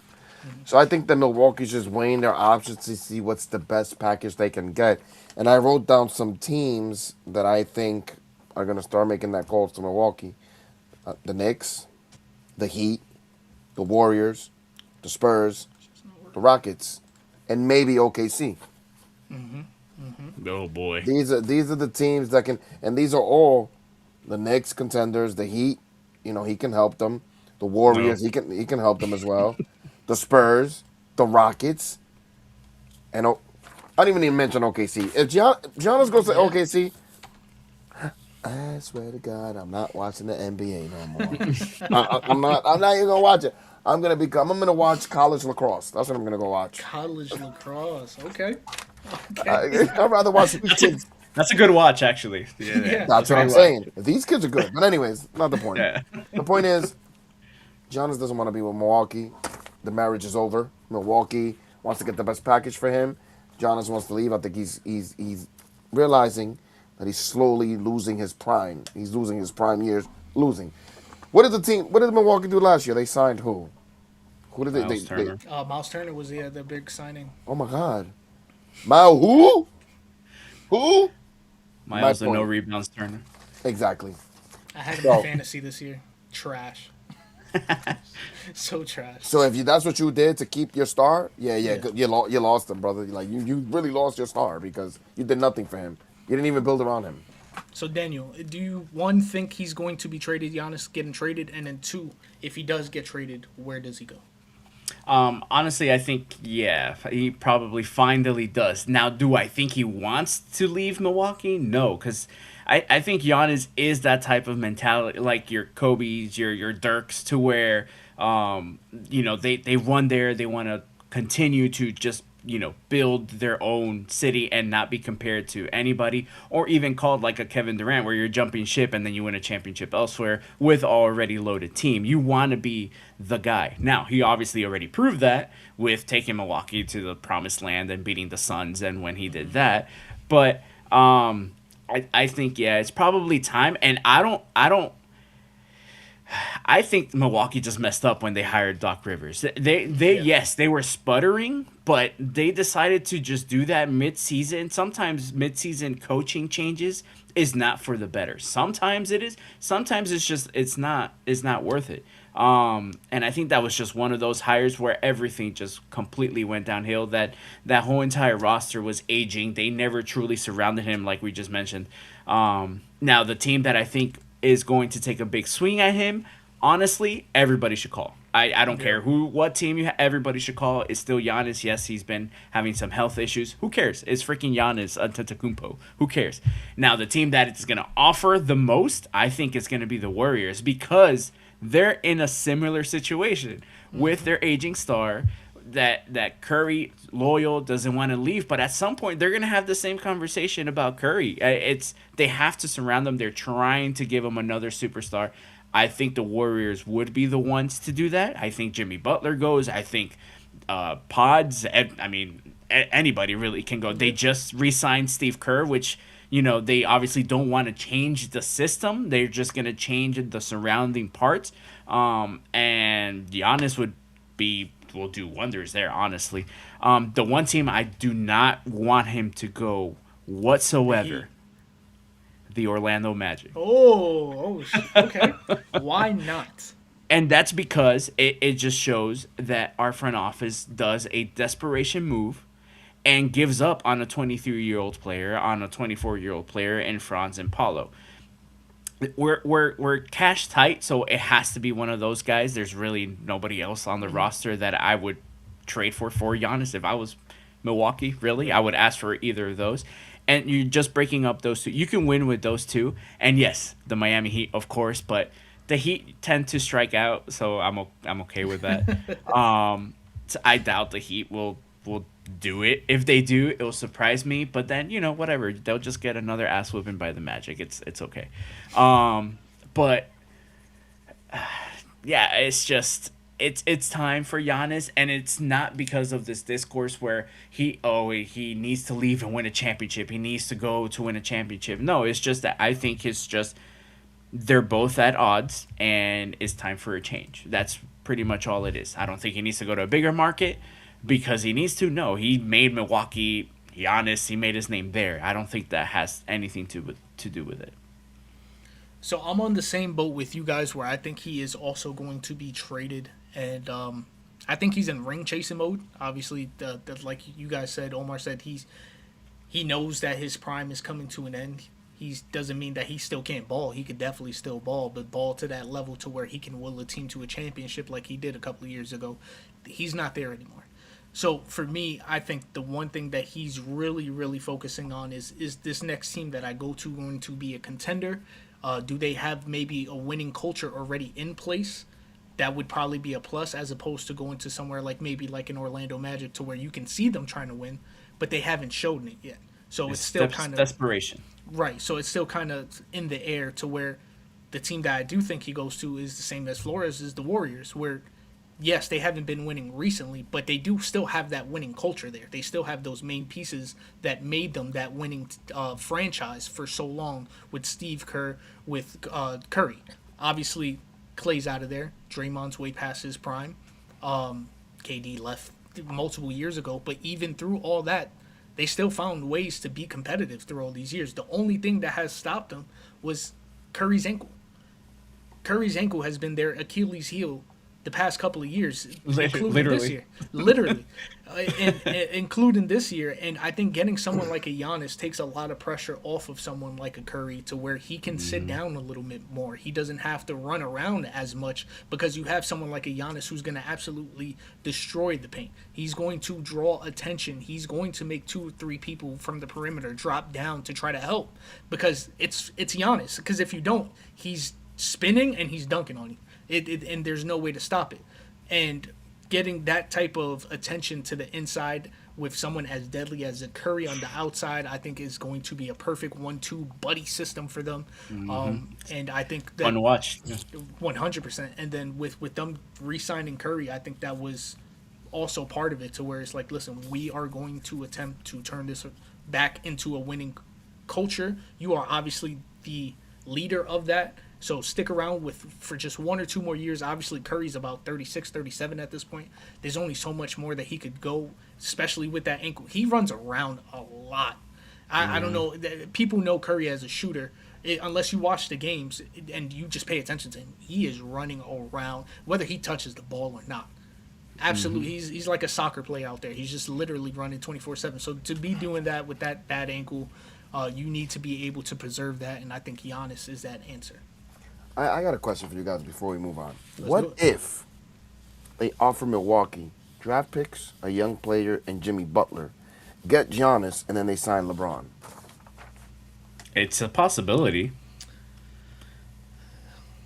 They would have to get rid of Draymond though, because Draymond's price tag is pretty. They'll put hefty. Draymond. They'll figure it out with Draymond. Let's say they figure it out. I think Draymond loves LeBron so much that he might take a pay cut just to stick around. Yeah. Like, let's just That's true. restructure. What do you this. think of that team? LeBron, Giannis, and Curry. And that I young would hate core. it. I think Immediately. it'd be interesting, but I don't think they win a championship. Still can't guard my Spurs. Still can't guard them. Yeah, I think teams like the Thunder are still going to completely outrun them. Like when it comes to regular season games, they can obviously compete with anybody with those 3, but when it comes to a 7-game series, I don't see that working. Especially with Curry being another year older, LeBron being another year I get what older. you're saying. Can I put it out there and say something that I don't think anybody's mentioned? The Golden State nursing homes? Oh, my bad. No. I know everybody says LeBron might go to the Warriors or even back to Cleveland. What about the Heat? Oh shit! I don't see see it. it. I don't see it. I mean, Pat Riley. Yes, they have their differences, but he is looking for something to spark. And Well, LeBron is ring mean, chasing. and He wants and Le- another ring. He wants another ring, and he's not gonna get it if he goes to the Heat. I mean, it's not gonna happen. I mean, let's be honest. He's always ring chasing ever since he but left Cleveland the first listen, time. I don't like LeBron, but that's the mentality, bro. What are you in the A for? Especially at that age. at that age, you you've- just want to get that ring, retire. That's it. Every year could be your last year at this age. So you I think want to he- be able to go somewhere that you have a chance at least. of winning Yeah, a ring. not with the Heat. The Heat would have to like sign him, and then sign, trade, build around him. Well, that's anybody. That's literally the LeBron effect. It happens everywhere. It Not the doesn't Knicks. matter where he If ends he up. goes to, let's say the Knicks, they don't need to because they have a whole team. Like somebody like the Knicks doesn't need to. If LeBron goes to the Knicks, you can say by the OG, Mikal Bridges, which I'm Yeah. pretty sure a lot of them would be happy Why? to say that. And then because there's too much money. there no, and his style of ball is just Ball hugging. yeah. I think OG would be that guy if they did get LeBron. But so the thing with LeBron is I only see him going to maybe 2 or 3 teams where it's like the Cavs, the Knicks, or back to the Lakers. Unfortunately, Yeah, Or unfortunately. yeah, or unfortunately, back to the Lakers. Lakers. Unfortunately, Yeah, because the that's Lakers pretty will be much it. dumb enough to give him $60 million from one last year. Yeah, that's what we do. But anyway, let's move on from the NBA. We got some NFL to talk about here, and obviously the NFL season is over, but we are never over talking about the NFL season. With that being said, let's try to change this over. There it goes. So I want to know from you guys. Obviously, the draft is over. Most of these free agents have been signed and found a home. There's still a couple out there lingering. There's still going to be some roster cuts. Obviously, these rosters are very bloated at the moment. But up to this point right now, and I'll start with you, Flores, who do you think won the offseason and why? I'm just gonna say the real simple. The Raiders, obviously, because you need a franchise quarterback to do anything really in this league. And it just so happens that, hey, they found Mendoza. Now we don't know if he's going to be just as good, but I'll just say I think the Raiders obviously won the. Now a little bit more frisky and something that you'll like. I think the Jets actually are probably either maybe not number one, but they're top three at least. They got younger finally, right? And in certain positions to where it was kind of like they were trying to plug and play. They finally just let go of older players. They plugged in new, young, good freaking draft picks to where they can finally build upon. And you brought back Geno Smith, which we know can sling it. He is a bridge quarterback. But next year might be the year to where, hey, maybe the Jets become what the Raiders were. They just land a number one overall pick, which I'm sorry, that means we're losing, but still, you find your guy, and then from there, you just take off. I mean, we might be lucky enough to get a number one pick from somebody else because we have two other ones. But, yeah, I don't want to talk up the Jets right now because then I'm going to get too hyped. But, Omar, who is the team to you that has won this offseason and why? You're gonna be surprised when I say the Jets I'm gonna say the Jets and the Giants. Let's go. Let's go. Y'all get me let's. I know we don't have a lot of time, but let's dissect this briefly, right? Let's do it. What is the point of the draft? The point of the draft is to fulfill your needs and improve, right? That is the point of the draft. The Jets and the Giants both did that. They fulfilled gaps in their defense, gaps in their offense, and they fulfilled their needs and they improved. That's the point of a draft. Now you got to play the game, the development game, but it's okay because the Giants drafted smartly and so did the Jets. If you look at the Jets board and the Giants board, they literally drafted everybody that they need at all certain positions that were lacking last year. Yes, these are young studs, but a little development can go a long way. You can build up a 2-3 year plan, and you can have these guys looking like studs out there because every star player, every legend starts as a rookie, then becomes an all-pro, then becomes an all-star, and then you have a whole, for example, D-line. Like the Giants are reminding me of how when they won the Super Bowl.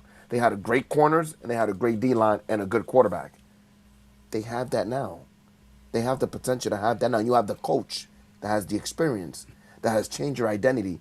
We're speaking about identity again. Identity. The Giants have a new identity. So I think the Giants and the Jets, they get an A+ from me. Let's go.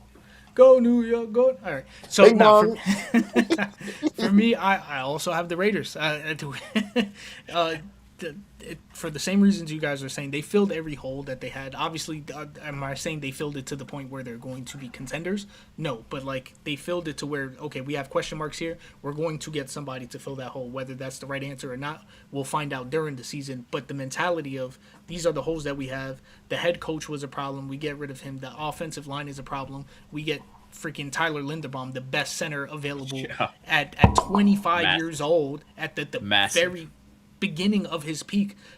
They overpaid a little bit, but at the same time, he's 25. And you have nobody that you're really paying other than Max Crosby. Give him the money. They got Clint Kubiak as their head coach. They did some really good offseason pickups as well as their draft. And I think the Raiders are going to take a big step up. Now, whether that translates into a lot of wins this year, I don't think so. But it's mostly it's mostly a mentality, a locker room, Culture shift. a culture shift. That's the best way to say it right there. And I think that starts with this year. That was something that the Jets were hoping they had last year, and we definitely shifted cultures, but it wasn't for the best. So hopefully, hopefully that changes again this year with all the things that you guys were saying with the Jets did this offseason. I want to second all that, but I just don't want to get too hyped because I was very hyped last season. I didn't think we were going to win a championship or anything like that, but we can get very lost in these offseason moves and these draft picks and get all this just hypeness inside of us to just get deflated during the season. I don't want to do that again with the Jets because that's damn near every year of my life. So I appreciate the kind words for the Jets, though. But what we're going to do is we're going to move on. I think we all agree that it is the Raiders. The Raiders, we got to give a shout out to them. We're going to move on to this next one right here where we got something to prove. I want to know, what is the NFL team that is being slept on the most? What is your sleeper team? A good example of that would be like last year with the Panthers. Nobody saw the Panthers doing what they were able to do. They didn't even have a really good start. They kind of just kept around. They kept fighting. And then at the end of the season, they were fighting for first spot in their division. So what is that team for you guys this year? And I'll start with you, Daniel. So it's a team that yes, they're not really slept on, but for how far they've come along and how well they played and how they lost, it's the Denver Broncos. Like, nobody's talking about them probably being one of the deeper AFC teams, and they were literally a snowball fight away from making the Super Bowl and probably being able, I mean, pretty much. Bo Nix and Bo Nix was literally the key there, and a bunch of snow, honestly. But they got deeper, right? They've signed really good free agents. They still have that solid defense. I mean, they have the reigning defensive player of the year. Well, reigning, right? And that offense, I mean, managed by Sean Payton, it has the makings of a good football team that can make a good football championship run, and it's going to come down to the health of literally everyone, specifically Bo Nix, but it's just they're just going to get that much better. Plus, they finally gave the rock to our guy to RJ, so they need to do they need to do that a lot more, really. He's so good. I think that's a good shout. Obviously, people wouldn't think of them just because of the success they did have last year, but because of the way that they went out, they did become an afterthought after that. So, like you said, with the way that they moved this offseason, with Bo Nix, I'm assuming, coming back healthy, they didn't even draft another running back, so I don't know what that means for RJ Harvey. That was a little weird. One-two punch. You know, Sean Payton likes to have his 1-2. He had Mark Ingram and Alvin Kamara. He still has JK, though. That's that, but JK gets hurt quite often. And he was using him all the way until he got hurt. That was the only way RJ got his burn. But I do like that pick for sure. And then Omar, for you, who is that sleeper team in the NFL? The Bills. Ooh, okay. The Bills in the Put sense them glasses that. on. The Homer glasses. Where my glasses? You gotta talk like this though. So. The monocle. So the Bills, I would say the Bills because remember last year we spoke about on the show the lack of weapons. Yep. Josh Allen didn't have weapons. If it wasn't Josh Allen throwing the ball, it was the running back game. But we need to be a little bit more dimensional. We can't just be like stick to two things. We need to be we need to find a way to get the offense going. And I think that if the Bills can get the offense going and Josh Allen, at least by mid-season, can get another weapon for himself, and these damn injuries can stop happening to these players, I think that the Bills, I'm not saying that they're going to win a championship, but a lot of people are going to sleep on them, and they're going to turn that into wins. Okay. Well, quick, before I answer mine, I got a question. How many more years of not making the Super Bowl do you think that the Bills can have before Josh Allen wants out? This is the season. I think this is going to be the season, and he's going to be like, yo, what the F? Because it's like... Because like you said, the lack of weapons, that's not a him thing. That's That's a a that's a front management. office thing. That's So a front office, yeah. so I could see that start just like, what the hell are we doing here? And then when you do draft weapons, you guys can't even agree on him, like Keon Coleman last year. So it's like half of you guys are even fighting about the weapons that we do have here. I can see something happening. I He's don't know gonna if it leave. happens. Yeah. He's losing his prime. Macho just doing nothing and losing. He's losing his prime, and you're not doing things to make him want to stay because you're just wasting his prime years, and you're not giving him the tools to succeed. Yeah, I think that's something that needs to be monitored and honestly spoke about a little bit more. But for me, my sleeper team is going to be the Giants. Shout out to Ryan. They have someone who is believed to be their franchise quarterback. They drafted someone who is believed to be the second best prospect in the draft, with Arvell Reese dropping all the way to 5 to them, as well as adding to their offensive line at number 10, which was also a very big need for them. They did only win 3 games last year, so that gives them a lot of room for improvement. And then the biggest thing for me is John Harbaugh. Signing a Super Bowl winning head coach, having that leader that you can trust leading the team, as well as having the quarterback that you believe to be your franchise. I think when you have that set up right there, your team, your franchise always has some breathing room every year. You know what I mean? So for me, I think that the Giants are going to be my sleeper team, and they almost won the offseason, unfortunately. They were right there when I was looking at my team who won the franchise. I mean, who won the offseason. They were definitely up there with the Giants and the Raiders.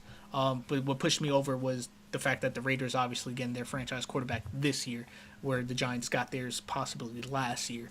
But yeah, I think the Giants are that team for me.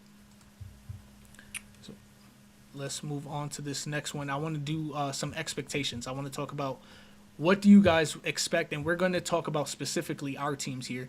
So, Omar, we just spoke about the Bills a little bit. We touched on it with not making the Super Bowl. This is a Super Bowl aspirations type franchise with a potentially Super Bowl winning quarterback in Josh Allen, who's someone you can see has the tools to do it, but hasn't been able to get on the stage.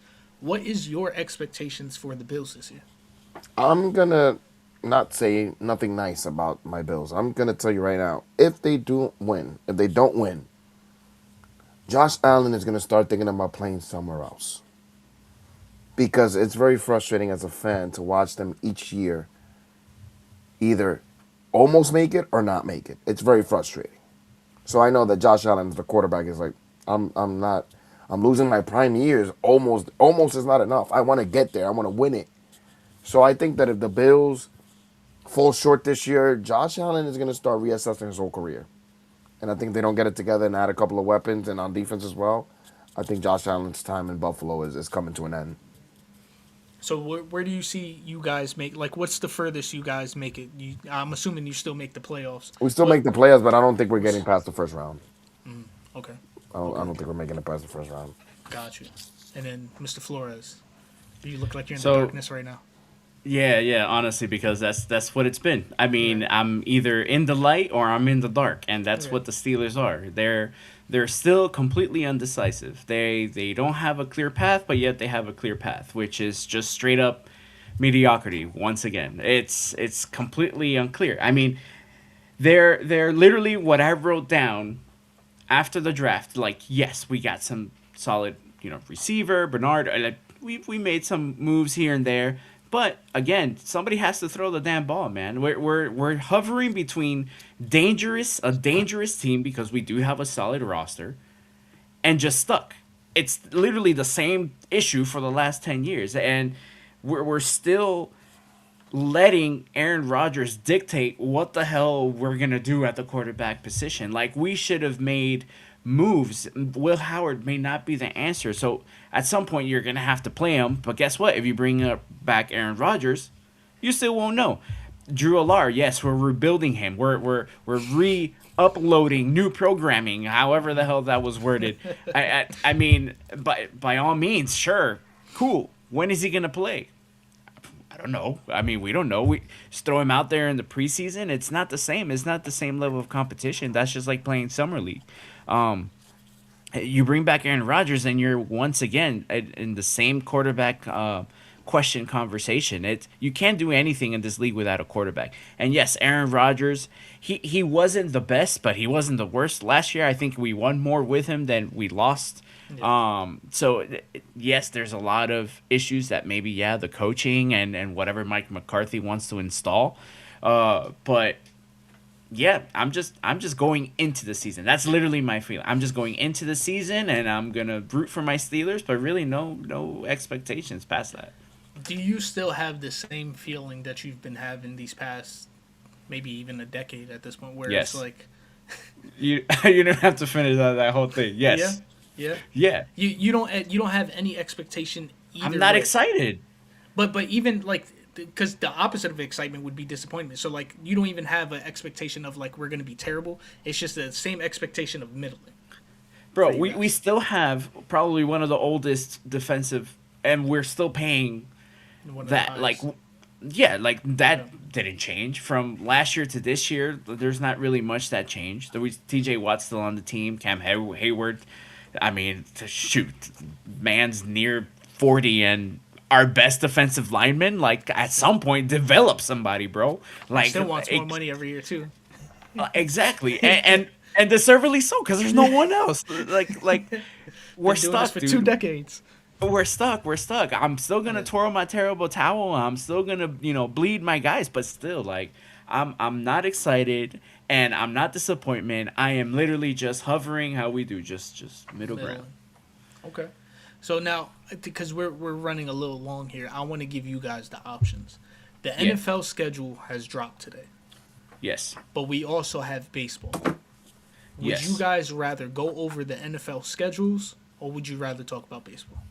I think we can just highlight maybe I don't know, a few games here and there for the NFL schedule, and then probably give our AL MVP and then our World Series picks to this point, and that should be good. Omar, you good with Hey, that? nah, I'm good with whatever, man. I'm rolling with you guys. All right, so let me see if I can pull this up then real quick. Not the Sixers, it burns. All right, so let's open this up a little bit more. Let me take this down to what team are we going with first? Well, let's do the Bills first since they're Let's on the go. top. Yeah. Go in Go to order. the Bills. Go to the Bills. All right, bet. So we're gonna open up this Bills right here. I'm scared to look. Oh my God. So you got the Texans week 1, September 13th. That's your home opener. Let's see if this. Wow. Okay, so you got the Lions. Damn, 3 home Chargers, games in a and the- row. So you got 3 home games in a row, but you got 4 hard ass opponents in a row too. Do you not see my face right now, bro? The Texans, the Lions, the Chargers, and the... That's a lot. We about to go 0-4. That's a lot. That's Bro, that's a lot. Bro, That's a good. And then the oh Rams. shit! And then week 5. Yo, okay. It gets easier. 6. You get the Raiders. Then you get a week off. Very And well look who we face needed. next. And then right to the Bills. Then you got the Vikings. Then you got an easy win week 10. Psych. We winning that. Let's go Jets. And Geno Smith. Then you got the Dolphins, the Chiefs. Wow, wait. So is this? Okay, no, yeah, because you got the got the bye. Patriots. No, I was trying to see if you had any division games before that, because you got one in week 4, and then you don't have another one until week 10. They're all late, aren't they? 'Cause Yeah, so it Jets, Dolphins. That's what exactly what I was looking at. Patriots. So you got Jets, Bills, Patriots. The Patriots, I think we play week 4. The Patriots Is as that well. Right. Is that Chiefs game on Thanksgiving? Is that what? Did that say the 26th? 26. Oh. 26. Okay, NFL, you're cooking. Guys, I are see. we gonna watch it or what? We gotta watch that game, guys. And you got Christmas too against the Broncos on Netflix. We about to go 4-12, brother. I hope so. I'm not going. Damn, bro. I It's don't not wish because bad of upon the you. Jets. It's not because of you. It just makes me feel better about my team. Yo, let me borrow that Mario real quick, bro. Put a Jets hat on him. Yeah. Let me borrow that guy real quick. hit him with a frozen cheesesteak. No, I just had it. You got me sad, There it Macho. goes, And I'm gonna there go it to sleep and cry. It's all right. I'll be right there with you. I'll cuddle you. I got you. That's All right, so love. That's love right there. That's the only love you find in Macho Talks Sports. So let's get rid of the Buffalo. Let's go to where are the Steelers right there. Opening up against the Falcons. That's a nice game for you guys. Should be Yep. able to take that. Yep. Then we Finally got open at home. Then the Patriots. Patriots. So you got one road game, one home game. Back home, Bengals. Looks like Browns. it's gonna be 1-1, and then on week 7 we actually go to Paris, to Paris, Saints. against the 9:30. Saints. 9:30 Yep. start time. Nice. Yep. And then so You got aging team, Black we got Friday. a bye week. Yes, and then we have the Black Friday game. Then we got the Eagles. Oh boy. Yeah, the Broncos, which I expect that. So honestly, so this is my only note on my schedule, right? We have a somewhat early bye week. We have an old team, so guys get injured, and then we have national television week 10, 12, 13, and 14. And then week 11, that's not national television, is the Eagles. 1, 2, 3, 4 games, 5 games against good opponents, and that's going to make or break our season. And on national television, we're either going to embarrass ourselves or just, yeah, so I'm not really looking forward to that part of the schedule. One more little caveat that Eagles to Broncos game is only a 5-game turnaround, a 5-day turnaround too. Yeah, that's So yeah, a just short help, week on top of that. Yeah, help the old players on this team. Yeah, Rodgers is looking at the schedule saying, I ain't coming back. Yeah, I'm about to get injured. I'm about to get Yeah. smoked in my boots. It does look like it gets a little easier towards the end of the season. but you have But- in a span of 4 weeks, you play the Ravens twice. Yeah. To end the season. But you guys played them tough. We do play them tough, and yeah, we may have owned them, but at the same time, we're killing ourselves, and by the time we make it to the playoffs, well, again, we're just gonna stall. You have a tough schedule too, Flores. I'm not gonna lie. The Broncos and the Eagles, yeah, that's within the, That second half, it's from gonna be week tough. 10 and on, Yeah. It's gonna be tough. It's gonna be it's tough. tough. You face the Broncos and the Eagles, so it's tough. 100%. So we are starting with the Titans, which And the was- Jaguars, remember they were Y'all got that. Y'all got that. Yeah. The Jets got that. for whatever reason they were really good. Yeah, no, the Jets got the Titans. The I don't Titans. believe- I hope so. Obviously, they did that because of Robert Saleh being the head coach over there now. So it's kind of the revenge game for both sides. Are we? Oh, That's we on fun. CBS. Okay, so we on CBS. Whatever. Then we got the Packers, who we have the rights to their first potentially between the Packers and the Cowboys. Whichever one has the worst schedule, we will take their first. So I'm hoping one of those teams completely shit the bed. And the Packers could possibly be that team. They are very run heavy, and they didn't really do anything in their running back room. They're just running on Josh Jacobs again, who is getting older and has a lot of touches on his body. So I can see him breaking down this year. I'm not too mad at this schedule so far. The thing that sucks is with the Jets, I don't know the expectation going into the season. This is almost a completely different team. Yeah. Week And I'm hoping for the 12, better. is that on Cartoon Network? Is that what? Yes, that's the Cartoon Network Flex. It might move on to Oh, man, Nickelodeon. That's awesome. But I think that one's still up in the air. And then we got a bye after that, thank God. So we got a pretty late bye. Well, 13, that's about average, I guess. You guys play the Giants at all? No, no, not this year. Nah, we barely play them. It's usually we play them once in the preseason and then once every like 5 to 10 years. Those are always fun. Like, who dominates? I guess that's a question from being outside of who dominates that stadium when it's just Giants. When it's just Giants, I don't know.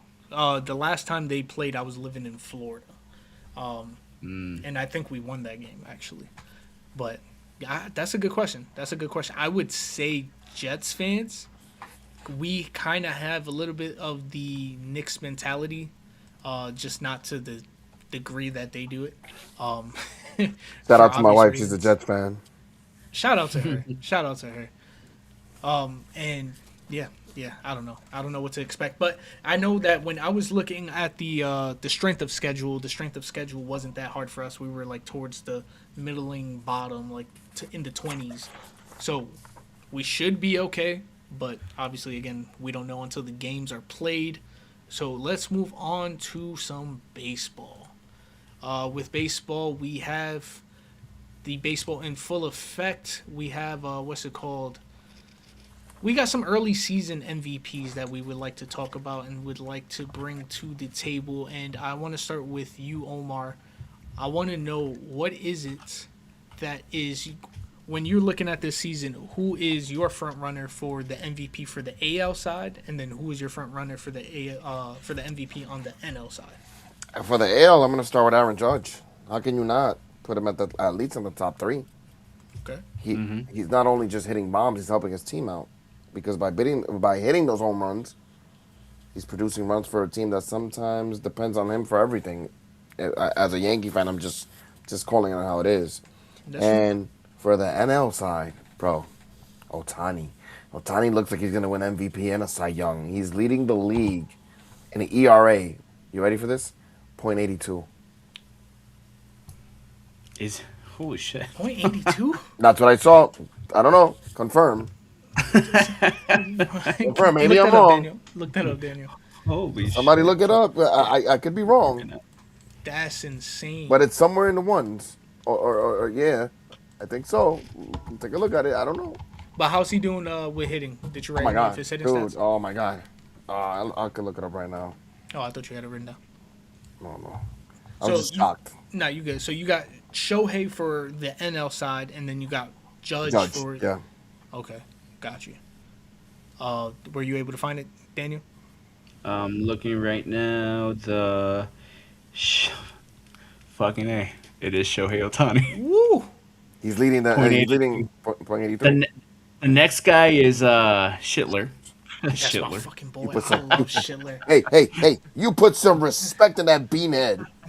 Yeah, with a 1.35. That's actually wild too. Yo, Schlitty is nasty.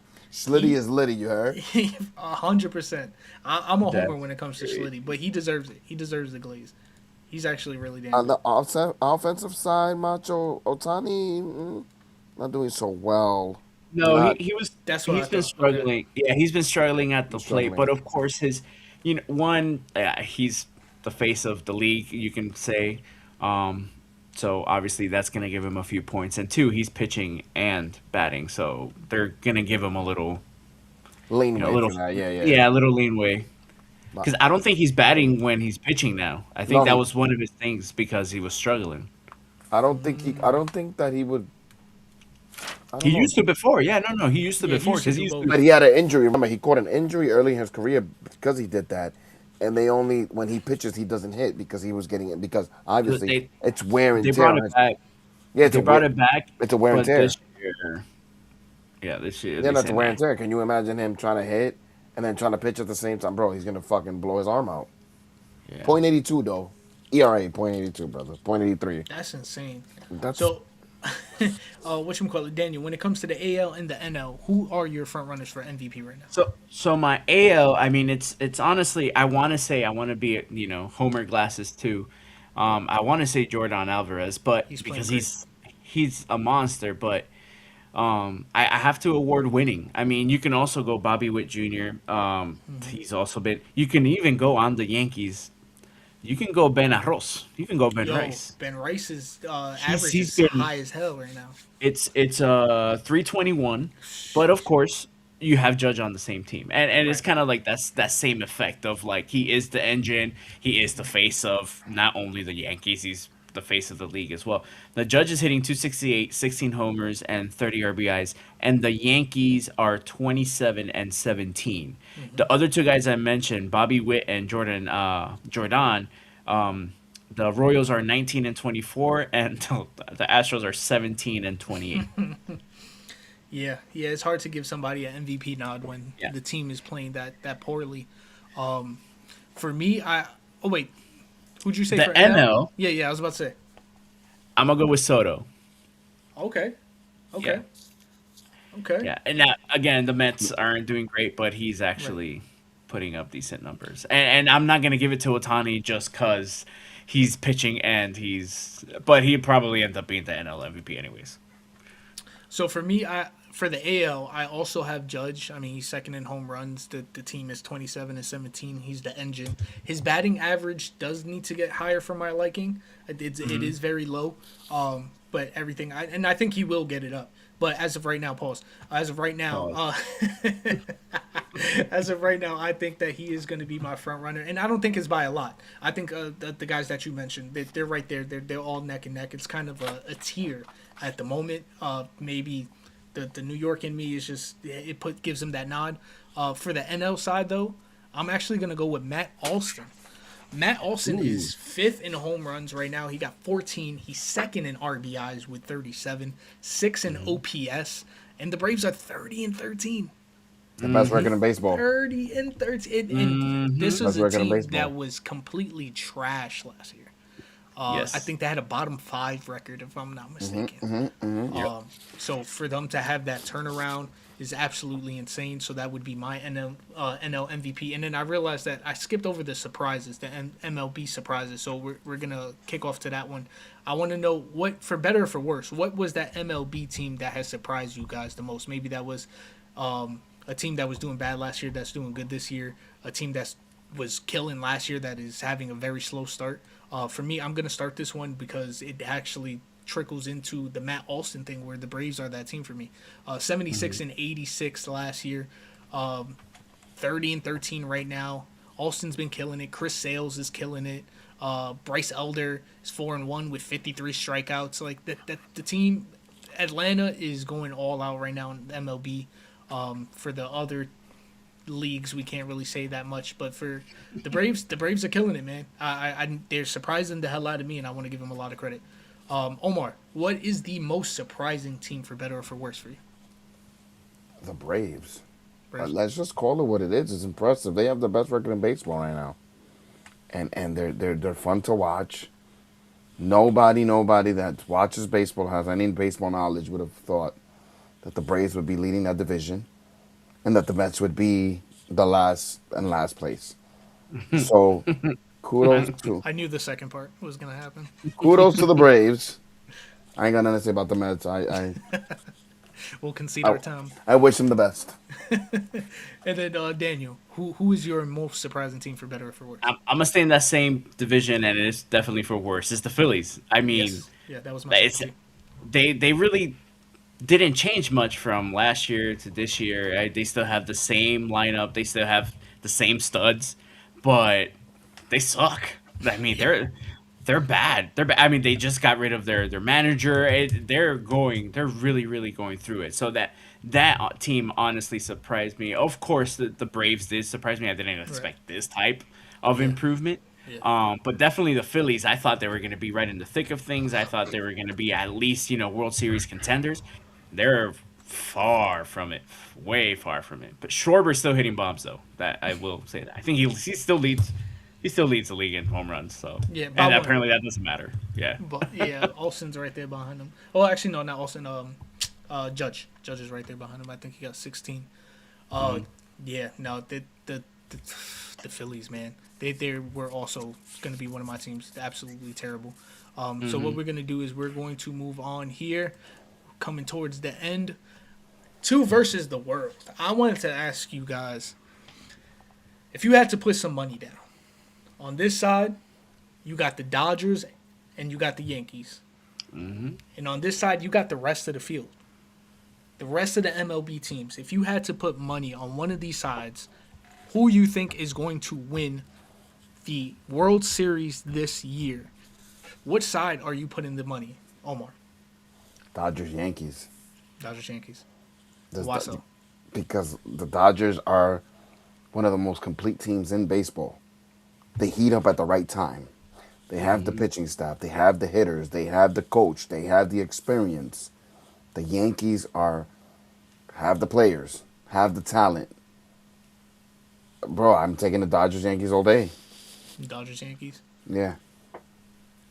Johnny boy, I don't think it's happening. The Mets ain't gonna do it, and I just don't see it. I don't see it. I really don't see it. But Soto has been balling. Flores. Both sides of these tables. You got the Yankees and Dodgers on one side. You got the rest of the field on the other side. Where are you putting your money on the team that is going to win the World Series next year? I really want to pick the field because obviously the Braves, they have typically pitching staff. Pitching staff is a big indicator, but it's just hard to bet against the Dodgers. I mean, mind you, and Yankee fans won't like this, but it doesn't matter who you put next to that Dodgers name. If the Dodgers are there, I'm picking the Dodgers slash whoever versus the field. It's just the Dodgers are that freaking stacked, loaded, built as everybody has now come to realize, and it's actually slowed up a little bit of my complaint about the Dodgers being able to pay all these people at different times and with crypto and whatever the hell they're doing with Otani and deferring to later on and all that stuff. Money doesn't win it all. I mean, you can look at the Mets, you can look at the Blue Jays last year, even though they took them to the brink, but it's just the Dodgers are one, they're experienced, two, and they're built for it. They really are. Yeah, I'm definitely putting my money on the Dodgers and the Yankees. But to your point, the field definitely has a shot. It's not like a clear, these are the only two teams. I mean, you've seen it last year. We lost to the Blue Jays.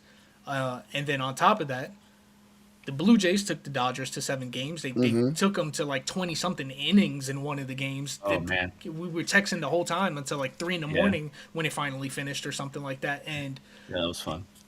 it as amazing as the Dodgers are, this is still baseball, and any team can really be beaten. Any team can be beaten. Baseball is not one. It's not like, I mean, to affect, yes, one player can definitely kind of dominate a game, but not to the effect like a basketball where you have that one superstar that can completely just dominate the whole game from beginning to end. With baseball, that's so much harder to do. It's such much more like a football where it's a team thing. And as great as that team is, other teams can take them. But if I had to put money on it, the Yankees and the Dodgers are the top 2 teams for me. The Braves are scaring me the way that they're playing. But again, another thing with baseball, the season is so damn long. As amazing as the Braves are playing right now, at the end of the season, they could be one of the worst teams in the MLB, and it wouldn't even be a surprise. Yeah. That the season is that grueling, the schedule is that grueling. There's so much that goes into all this. Pitchers get hurt, and there's a lot of factors. But as of right now, as of today, I'm gonna put my money on the Dodgers and Yankees side of that table, and I would feel pretty good with that bet, honestly. Now, for our last thing that I want us to talk about, we're going to keep it MLB, is going to be paying attention is free. What is the team that you're paying close attention to for the rest of the season, for whatever that reason may be? And if you can give that reason, that'd be great as well. Daniel, what is that team that you're paying close attention to for the rest of the season? I'm paying close attention to the Tampa Bay Rays, but it's not even for the play on the field. I can probably name like 2 of their players, and that's pretty much it. I'm paying close attention because they're still having a hard time getting a deal done for that stadium. And yes, they sold, and yes, there's a new billionaire they're saying they want to keep it in St. Pete and all that stuff. But as being an Orlando resident, Orlando born, raised, I want the Orlando Rays here, baby. I want them here. I want Major League Baseball here so I can watch everybody from the United States, all these major league teams. I want it here in Orlando. But that's really the main reason I'm paying attention to be honest, outside of just hate watching my Astros. And the Rays are, I mean, they're first in our division right now. They got a 2-game lead right now. I'll talk about my thing later. But Omar, when it comes to the MLB, what is one team that you are paying just a little extra close attention to? Need my glasses for this. Hold on. Oh, okay, yeah, get those glasses. Get those glasses. I wonder what the team is going to be. Yeah. What can it be? He's going to come out with a Mario and just start elbowing. So, there we go. According to my calculations, the Mets are 15 and what you said? 15. No, they're 18 and 25. 18 and 25. Yes, sir. And there's about 160. Are they going to come back? Are they going to make a comeback? Are you going to make a comeback? Are you going to climb? Are you going to go to the playoffs? Okay. The glasses came off. The calculator has been done. I probably owe my wife a new calculator, but it's okay. We all do it for the love of Macho Talks Sports. But all jokes That's aside, right. though, are the Mets going? I'm watching the Mets closely because I want to see if they can make a comeback, if they can save their season, because they've been through a lot and they have one of the biggest payrolls, if not the biggest payroll in baseball. You have to find a way. If it means you got to fire your manager and start over, then let it be. Because that's showing you that your manager not holding, and we spoke about this last year, you got to hold your players accountable for the stuff that they do. If you allow that clubhouse to do whatever they want, they're going to think that losing is okay. You're at a professional level. Losing is never okay. And you, as the manager, you're supposed to preach that every day. Every time they lose or win a game, you always remind your players, yes, there is a lesson in losing, but that's not what we identify as. We are winners, and we need to go out there and think that we're going to win all 162 games, because that should be the mentality. Never to lose all these games. That's just me. Fire me up. I'm about to go play right now. Hire me. Put me in, coach. For me, that team is the Blue Jays, man. Yeah. Coming off the year they had last year, they made me respect them the way that they beat us in the playoffs, and to the point where I was kind of rooting for them in the I almost said Super Bowl, in the World Series. But this year, man, as somebody that I bet a decent amount, not a lot, but when I want some easy bets, I usually go to MLB. I usually go to the MLB because it's a little easier to kind of predict what's going to happen. And every time I bet on the Blue Jays, whether it's money line or I take a spread, I lose. They are absolute trash, and part of it is because they're losing me money. That's definitely part of it. But they're 19-24.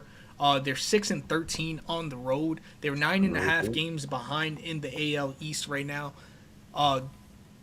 It's just absolute trash, and I want to know what the hell happened.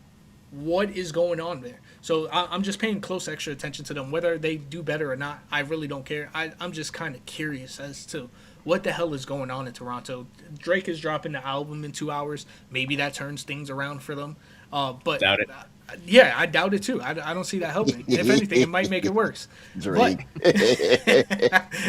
He's definitely not like us.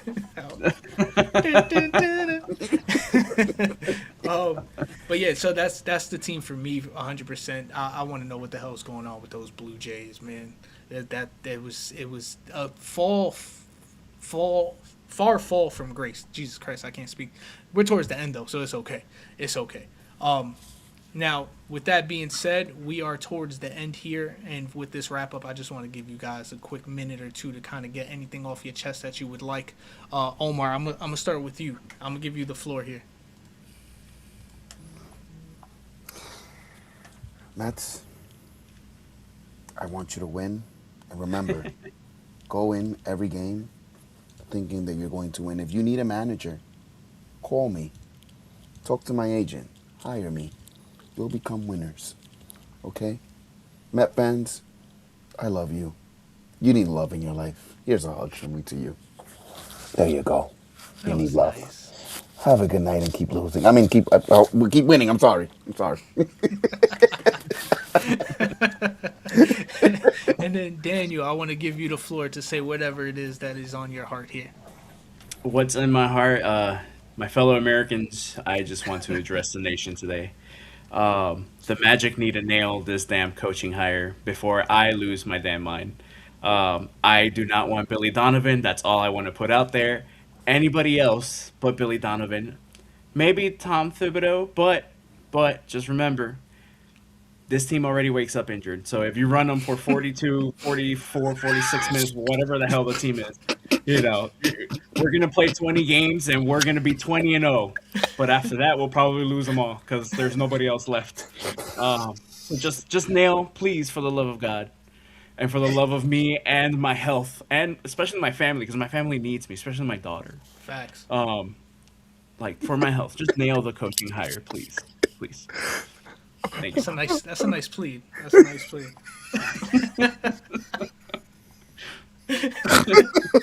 We're gonna give Omar a second to regain himself. I'm gonna mute myself. Oh man, and not just head coach. You need a couple of doctors in there. Get a couple. No, Of them. A brother. couple. Bro, A couple. we have like that, like the best training facility in the nation, and for whatever reason, nobody can stay. I guess they love it so much they don't want to leave. I guess Right. that's really the thing there. My goodness. Well, that's going to do it for us at Macho Talks Sports episode 21. We're back to our weekly schedule, so we will be back here next Thursday at 8 p.m. That is, there it goes. That is Omar. That is Daniel. I have been Macho. Thank you guys so much for checking us out.